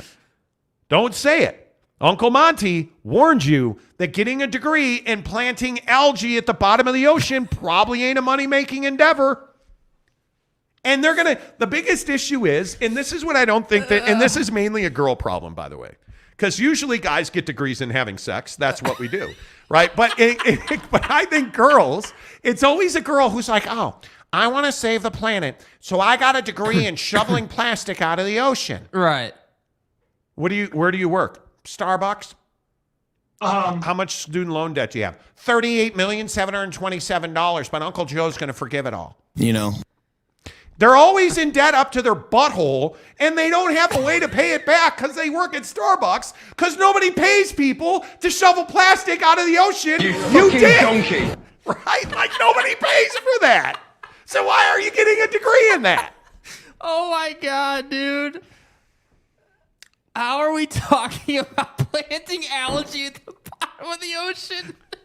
It's just where it went. Oh, yes, dude. I need comments. What are the people saying? It's just where it's at. I don't know. Giggity said, good morning, Ruff's official. You got a little Luca on your chin still.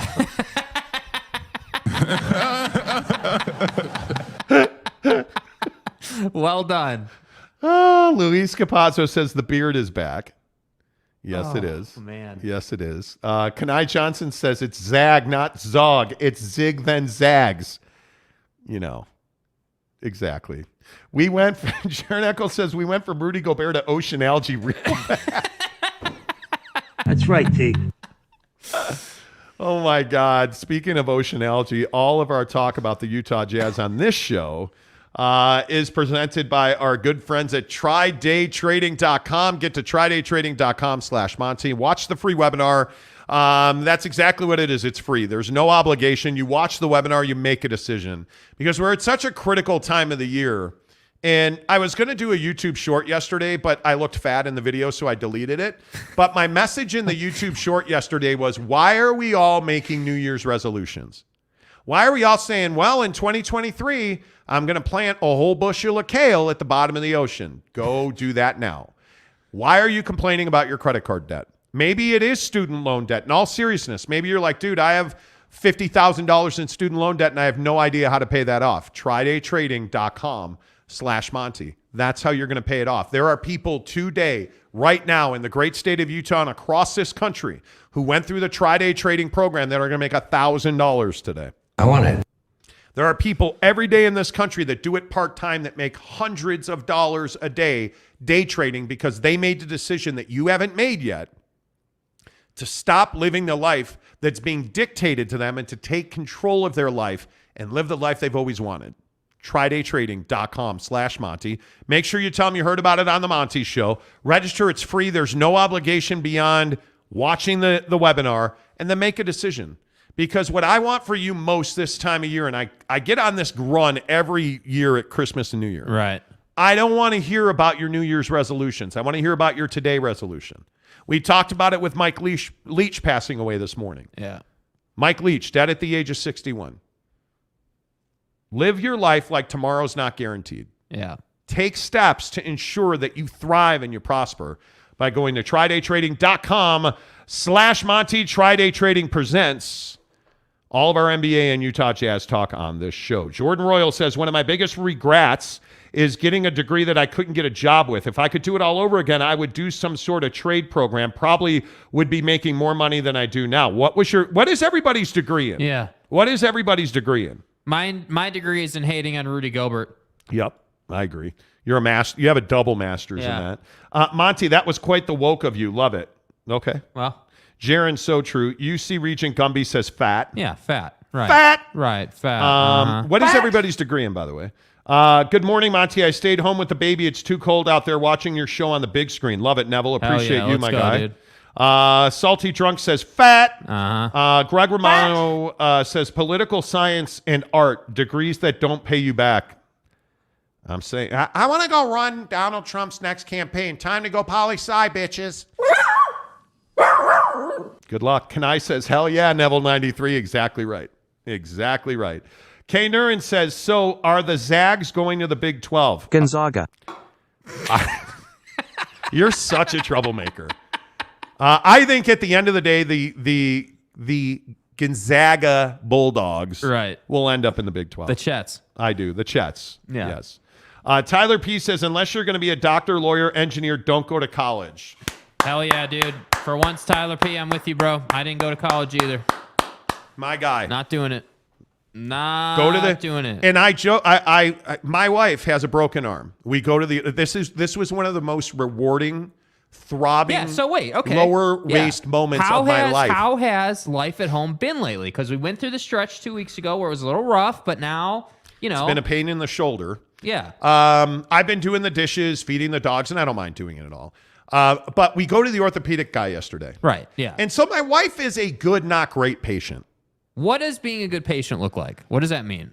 She's good in that she takes her medication on time. Like, she doesn't take opioids. She's using Advil and Tylenol combined to manage pain. So she does that very well. Right. She does a really good job of keeping her arm in her sling. But I was telling her, hey, you know what? The most important thing is not keeping your arm in the sling. We can get an ace bandage and wrap it around your lower upper arm so that elbow is pinned to your rib cage. Why would she want to do that? What is the... Mrs. Monty works at home. She's a big high-tech So it basically employee. frees up her lower arm a bit so she can type. Because she has full motion in her arm. What happened is there's a little dome on the outside of your shoulder. Yeah. She broke that dome. So she did not break the bone across the arm, right? She broke the little dome. And so she has full movement of her arm. What she can't do is this. She cannot do this, right? They don't want her doing that. It needs to heal, right? Yeah. So I've been telling her, hey, you can do that. Hey, you can take your arm out of the sling and, kind of stretch and work a little bit, feel better about it. We go into the orthopedic guy and he's like, yeah, the most important thing is to keep your elbow down, pin your side really, but you could take your arm out and type if you want to type. And then I was telling her, my biggest concern with your shoulder injury is, your rotator cuff. We want to make sure that we protect your rotator cuff and we make sure that it's okay. What could happen? Just because I don't know anything about this stuff either, so I'm just asking you these things. So, okay, so Uncle Monty, Dr. Marcus Welby, however you want to put it. Right. I know quite a bit about these things just from working in sports. So at your shoulder, like right here where she broke her shoulder, your bicep, your chest muscles, your upper arm muscle, your bicep, and your rotator cuff kind of all come together to help your arm. Like your rotator cuff, all your rotator cuff do essentially is this. Right. That's the main function, is to allow your arm to turn. And so one of the things that happens when you break that part of your shoulder is the rotator cuff lays right on top of that part of your shoulder. So if it's a bad break, it can tear your rotator cuff. It can put bone chips in your rotator cuff. Yeah. So you have to be really careful to protect your rotator cuff. If she has to have surgery, she's getting a CAT scan today because the fracture is right on the line of surgery, no surgery. At 5 millimeters, they do surgery. If it's above 5 millimeters, yes. If it's 5 or below, no. She's at 5.1. Yeah. So she might have to have surgery. They're going to do a CAT scan today. So one of the things that you worry about with the surgery is it's going to cut through your rotator cuff. So she doesn't want to do that. And what I was telling her is, hey, we really need to pay attention to your rotator cuff. And he goes, yeah, the thing you worry about is your rotator cuff. It could be damaged. It was just awesome to have this guy be like, yeah, like chapter and verse. It was pretty amazing. So did she see that? Oh, yeah. She totally acknowledged it. What did she say? She was like, yeah, that's cool. Okay, great. Shut up now. Go do the dishes. But you think you know it all. Yeah, is what it is. San Diego State says, and there are only 2 people in the entire country who plant algae on the ocean floor. They work at Mobil Oil, and they provide inspiration to millions who work in the fast food industry. Exactly right. There you go. Exactly right. Jesse says, I'm getting my law degree. Now, come on, man. I was almost a lawyer. I was almost a lawyer. That's a good field to be in. Yep. Brett Burnett says, college fine. Just get someone else to pay for it. Truth. Agreed. Truth. Jordan says, my degree was exercise and wellness. Was planning on going to physical therapy school, but had to change course. Nice. Well, I mean, you can use that. Greg says, I got a political science degree. Useless. Yeah, a lot of people say that. Good to see you, Greg. Alan Corbin says, degree in poli-sci and history helped when I was in news radio. There you go. I work in radio for 35 years or whatever it is now. I do not have a communications degree. None of that. I didn't need it. Luis Capazzo says, no degree here, still making money. Same. Brett Burnett, college debt never worth it 99% of the time. Kurt Meyer says, environmental science, water treatment. Wow. Okay, Kurt. I like it. Okay. Salty Drunk's going to be a jerk this morning because he's taunting us over 4X beer, which is the greatest beer on the planet next to Modelo. I have a degree in 4X consumption. Yeah. So good. Okay, do we give Ruff's official a chance? Do we give him a chance? All right, let's give him a chance. I'm being nice today. All those years of college and studying when all people have to do is read Wikipedia and become experts like Monty and Junior. Geniuses. Well, you're coming along, dude. Coming along. I mean, we are absolutely truly, geniuses. I mean, maybe you should take your own advice since you're completely ignorant on the Brittany Griner situation. What do you think? That's what I'm saying. 01 Magcat says, a life lesson in college degree, the Monty Show knows tree hugging won't pay the bills. That's what I'm talking about. I just think it's funny. When people roll in and they're like I love when people are like, hey, I'm on the content team and this is what I do. And you're making like $5 a day. Yeah. Like, you could go out and do for yourself way better. You got to decide what you want to do. Like, this is why we partner with small businesses like Steve at Barbecue Pit Stop in Lehigh. I think the guy is truly inspirational. Yeah. If you want to open a business, call Steve and say, hey, man, I'm thinking about opening a business. Monty said you're a really good entrepreneur. Yeah. That guy's got like 71 businesses he runs. Yeah. It's crazy. And you look at the way that Barbecue Pit Stop operates. What's their main thing? Well, yeah, they have great equipment. Yeah, they have great seasoned spices, rubs, meats, all that. They understand one thing very, very succinctly. Take care of people. Build relationships. Yeah. Make customers for life. We don't want customers one time. We want them for life. That's what guys like Quick Quack Car Wash. Yeah. Like the guys at Tri-Day Trading. And I don't espouse about things like Tri-Day Trading because I'm trying to make more money. I espouse about Tri-Day Trading because it will change your life. And you have conversations and you meet people. They all come from varying different backgrounds. Like I was talking to a guy who founded one of the major cookie companies. Yeah. Here in the cookie wars. The cookie wars. He hasn't spent a day in practical application of his degree. But the guy is absolutely a genius entrepreneur. Yeah. It's crazy. It is absolutely crazy. And if you want to be a doctor, go to college. You want to get your JD, be a lawyer, go to college. You want to be a mechanic, you got to go to college. You want to be on the radio, you don't have to go to college. Yeah. You want to be an entrepreneur or open up an e-commerce or don't go to college. That's what I'm telling you. Brett Burnett says self-improvement is important. Just avoid the scam school and debt to do it. Yeah. And again, another reason why I'm a huge advocate for things like Tri-Day Trading, because it's not a left lung to get involved with Tri-Day Trading. Yeah. It's not at all, and you're going to make money. If you're going to spend money to learn something, you better be able to make that back 5 and 10 to 1. Yeah, quickly. You better be able to, or you're not. Like that's one of the things about real estate. The hardest lesson I ever learned in real estate is you don't need a website to be a good real estate agent. You don't need it. You don't. You know what you need? You need the ability to write a contract. You need the ability to learn quickly, and you better be a relationship builder. Yeah. Things like websites. And again, if you go into business for yourself, please don't print business cards. I think business cards are one of the worst tools that we all believe we need. You don't need them. You don't need them. Absolutely, you don't need them. San Diego State says economics with a finance minor, grad degree in organizational leadership from the school with the drop button. Jake likes to press and piss select people off. Gonzaga. Did you, San Diego State, you went to Gonzaga? Gonzaga. No. You didn't go to San Diego State? Snapdragon? That's right. You told me you went to Gonzaga. I knew that. Gonzaga. You're a jerk. 123 likes on 125 watching right now. That's how it's done, Let's go. Casuals. Well done. Let's go. 136 watching right now. 128 likes. Let's go. Well done. Get it done. Very well done. Get it done. Appreciate you guys hitting work. the like button. Thank you so much. Kanai says degree equals debt, trade work equals freedom. Yes, it does. Mad Cat says, thank you, Uncle Monty. I learned something new today. Well, I appreciate that. Ruff's Official says, Monty is also a physical therapist from his Wikipedia degree. First of all, I never read Wikipedia. Yeah. Shoulder surgery is painful, tough recovery. Yes, it is. Yes, it is. You know, the funny thing is I also asked this guy about my ACL because I don't have an ACL on my left knee. Right. He's like, yeah, don't get it fixed. He's like, if it's not impacting your quality of life, don't even consider it. Don't even talk about it. He's like, just live your life. Totally agree. Eminem says, got a poli-sci degree at UCLA, retired at 100K and still coaching high school football. Nice. Well done. Let's see. Brent Burnett says, coaching can be rewarding regardless of pay. Love all my coaches. So influential in my life. Yes, exactly right. Gage Carter says, Ruff's Official and Duck season are the championship for the biggest clown. Yep. They are competing. There's no doubt about that. Biggest clown, Exila. What do you mean? Ticker Exila. Okay.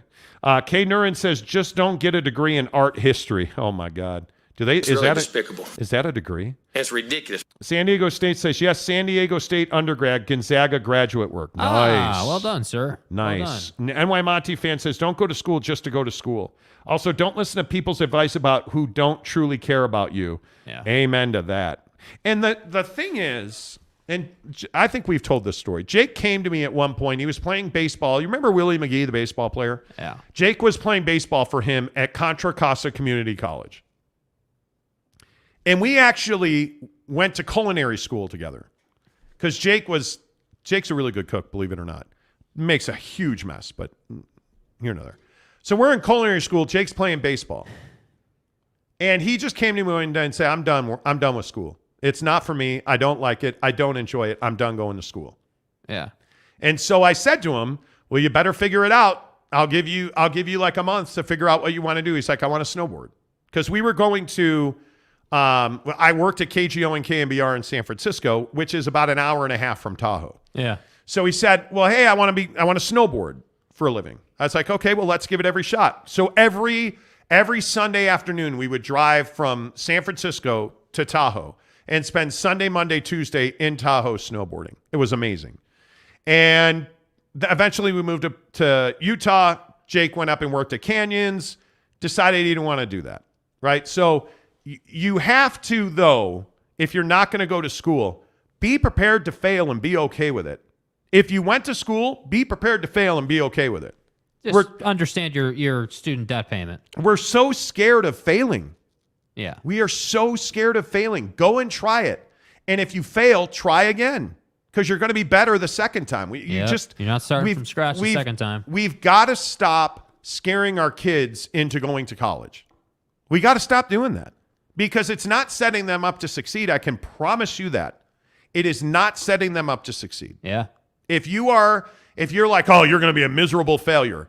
How's your relationship with your kid when you're yelling at them that they're a miserable failure? We joke a lot on the show, but I think I've given you pretty sage advice. Yeah. And I've always supported the things that you want to do. Yeah. Because I just don't believe that you can force a kid to go to college who wants to snowboard. Those two things don't. And we used to talk about it all the time. I tried to convince him. I was like, hey, if you want to snowboard, get a degree, go study resort management, hospitality. Like there are things you could do.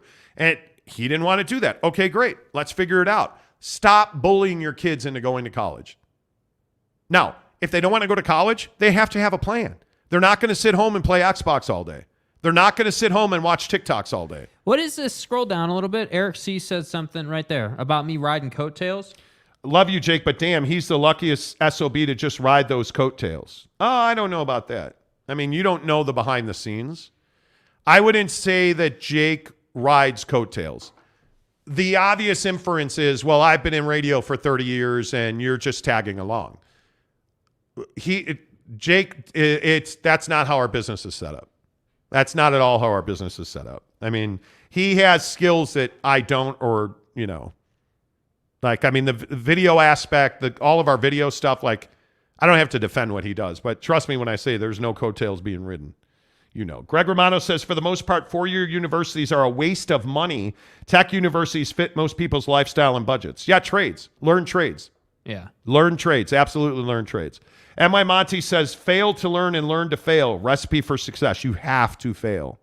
You have to fail. Yeah. Have to fail. Tom said, colleges went wild with fees and degrees, became a scam. Totally fine with student loan debt relief, and I have none. I would like to see, but that's a whole different show. Yeah, not interested in that today. Eric C. says, no disrespect to Jake at all. His body of work speaks for itself. I don't take it as disrespect. I just think, and this is what I always tell people, people just assume. So it's funny, how you always say on the show, when people want answers, they call me. When they want something done, they call you. Yeah. Like people just assume certain things about the show, and it's like I figured out the setup we use. I know, I do all the video on the show, there's I have bought all the stuff that I use. There's not a coattail being ridden. Now, have I learned a lot? Yeah, absolutely. Hell yeah. Do I have certain advantages because he's been in the industry for a long time? Absolutely. Absolutely. But I think at a certain point, you obviously, it's like the whole coaching discussion we were having. At a certain point, you reach your max with your coach. You reach how, they've given you everything they can give you, and then you have to take that torch and now start self-learning and self-developing and self-doing things. And it's so that's why I say, yes, the show, he's number one and I'm number two on the show, but we do it that way because that's what's best for the show. That's the dynamic that really allows the show to flow. And that's where I say, hey, the reason we're the biggest show in Utah is because we have chemistry that you can't teach. I've always said that. And so I think it all plays together. So I don't really take it as disrespect, but I just think, again, with all due respect to you, I think it's an ignorant take because you don't know what happens. You just have no idea. Yeah. Arlington Bears says, Monty, I had to drop out of college my junior year because I was making too much money. Yeah, and look where you've gone. Yeah. I mean, Chris Karn, talk about an entrepreneur. Yeah. Jesus. Chris has... And I don't know the intimate details of Chris Karn's life. I know that he supports building football stadiums on piles of horse manure. Other than that, I don't know what he does for a living. I don't know. Kay Nurin says, surgery can always go bad sometimes. Oh, thanks. Appreciate that. Don't let it worry you. Just get the best doctor. Yeah, I'm hoping Mrs. Monty avoids shoulder surgery. I think she will. I think she will. This CAT scan today will be important, and then her and her doctor will talk about it, but I would push towards not. The problem is if your bone doesn't heal right, they have to re-break it. They got to re-break trouble. it. Scammer trolling says you guys are absolutely number one. Are you scam trolling us? I don't know. Somebody asked us about that the other day and said that it was incredibly arrogant that we are to call ourselves the biggest sports talk show in Utah. Well, one, we have the numbers to back it up, number one. Number two, the theater of the mind is really powerful. So if I had 5 listeners, I'd be telling you I was the number one sports talk show in Utah. But the fact is, get on YouTube, which is where everybody is, by the way. It's a public platform, right? The numbers don't lie. The numbers don't lie. People are not listening to radio. And again, to be candid with you, I would guess that we get a call when we open this whole thing up. The studio. We were getting calls a week to come work in radio in Salt Lake City. Yep. I bet we get calls a month now. From organizations that you know. Every radio company in this town has asked us to do our show on their station. Everyone. I am not lying to you. They call, they're like, hey, would you, hey. No, we won't. And if you recognize and if you read the data, if you're somebody that's a data person, I am. I look at trends and numbers and Nielsen ratings and all the same stuff that radio professionals look at, right? They all see their radio audience shrinking. And where are they going? They're going to YouTube. And if you Google search anything, you're going to get YouTube videos given to you in that result, because Google owns YouTube. But if you just YouTube search BYU football, if you YouTube search Pac-12, Utah Jazz, you're going to see 5 or 10 of our videos. It's the facts of the case. And if you look at the numbers, I mean, when we're pushing every month, every 28 days, 200,000 people listen to this show. Yeah. Every single month. And it grows a little bit, a little bit, a little bit. It's not accidental. We're here every day. And that's why it's so important that you like the show. Yeah, that's my point. But as far as, but to finish the point, like the arrogance thing, like you can take it, like whoever, I don't know who commented that, but you like people can say it's arrogant, but the fact is radio professionals will tell you that. Like they won't say it publicly, but there's a reason they were hating on us on the air. There's a reason that Spence Checkett refers to us as the YouTube hacks. Yeah. And by the way, we appreciate that. Yes, it helps we do. our show grow. Because you know what? You know how I know we're the biggest show in Utah? Put the numbers aside. This guy on his show went out of his way to call us the YouTube hacks, and everybody DM'd us. Everybody told us about it. Everybody mentioned it to us. So they know, without him naming us by name, intentionally I might add, they know what that means. And then there's the other radio station who said the Jazz were never going to trade Rudy Gobert and that we made stuff up because we want people to click. So we were making stuff up. And I mean, less than a month later, they traded Rudy Gobert. It's not rocket science. You got taken to the woodshed by all those same listeners who took that as disrespect. Oh, and by the way, no, we could keep going. Anyway, Don't the point even get me is, started on beat writers and the Tribune and all that stuff on Twitter. Like, that's how you know. That's how you know. When people start feeling threatened, it's because, A, we're more prepared than anybody in this town on the topics that we're all talking about. I can guarantee you that. Kanai Johnson says, this is like Steph and Clay, but a talk show. Yeah, you're damn right it is. I appreciate that. If what you're saying is true, what is wrong with saying it? People need to get real because they won't get real. The biggest issue, and this is in any business across any category, any genre of business. So many people that run business in this world want to do it the way it's always been done. Yeah. And it's the people who push back against change that routinely fail and stay right where they are. And they have this little bit of success, but they don't want to change and they want to push back. And eventually people just pass you by. And the thing that you wind up doing at the end of that lesson, when you figure out, man, I should have changed, is it forces you to take stock of what you didn't do and the money you didn't earn because you didn't change and evolve. And if you're in radio today and you are not on YouTube, you should be you're making a mistake. Yep. Tom says, why not stream it on the radio and YouTube? Honest question, because the issue with that is then everybody's got their hands in the soup. And the problem is with radio, it's just not a functional, nobody's going to sit. And this is one of the things that happened from the pandemic. Radio research has shown that listeners do not sit through commercial breaks. You go to commercial, they turn that off. Through the pandemic, what we learned is they don't come back now. The rate of return after a commercial break is almost zero. And what happens is on YouTube, like you look at Howard Stern or you look at Pat McAfee, those are arguably the two biggest talk shows in sports and news. Throw JRE in there, right? Like throw in Joe Rogan Experience. Throw Joe Rogan in there. Because I would say he's one of the biggest ones, yeah. So you look at those three, what do they not do? They don't take standard commercial breaks. You look at Howard Stern, he goes as long as we don't have an end time on this show. We need to go because it's 9:03, but we don't have an end time on this show. Yeah. And the bottom line is because we do what we want. And we have great sponsors who know we're going to take care of them because you guys are going to go to TridayTrading.com/Monty. When we talk about people like Triday, our success is you guys go watch that and then you reach out to them and you say, hey, I heard about you on the Monty Show. What does this mean? Or, hey, I watched the webinar. Or so go to TridayTrading.com/Monty. Watch the webinar. It's as good as hitting the like button. Yeah. We really do have to go, unfortunately. This has been great. You guys, I love talking about it. I absolutely love talking about it. You guys are amazing. The Monty Show is presented by The Advocates, UtahAdvocates.com on a daily basis. But hey, thanks to TridayTrading.com/Monty. Thanks to Quick Quack Car Wash. Thanks to our friends at Barbecue Pit Stop. Our friends at The Advocates. Go, all of them. Tell them, hey, I heard about you on The Monty Show. Until tomorrow, say goodbye, Jake. Goodbye, Jake.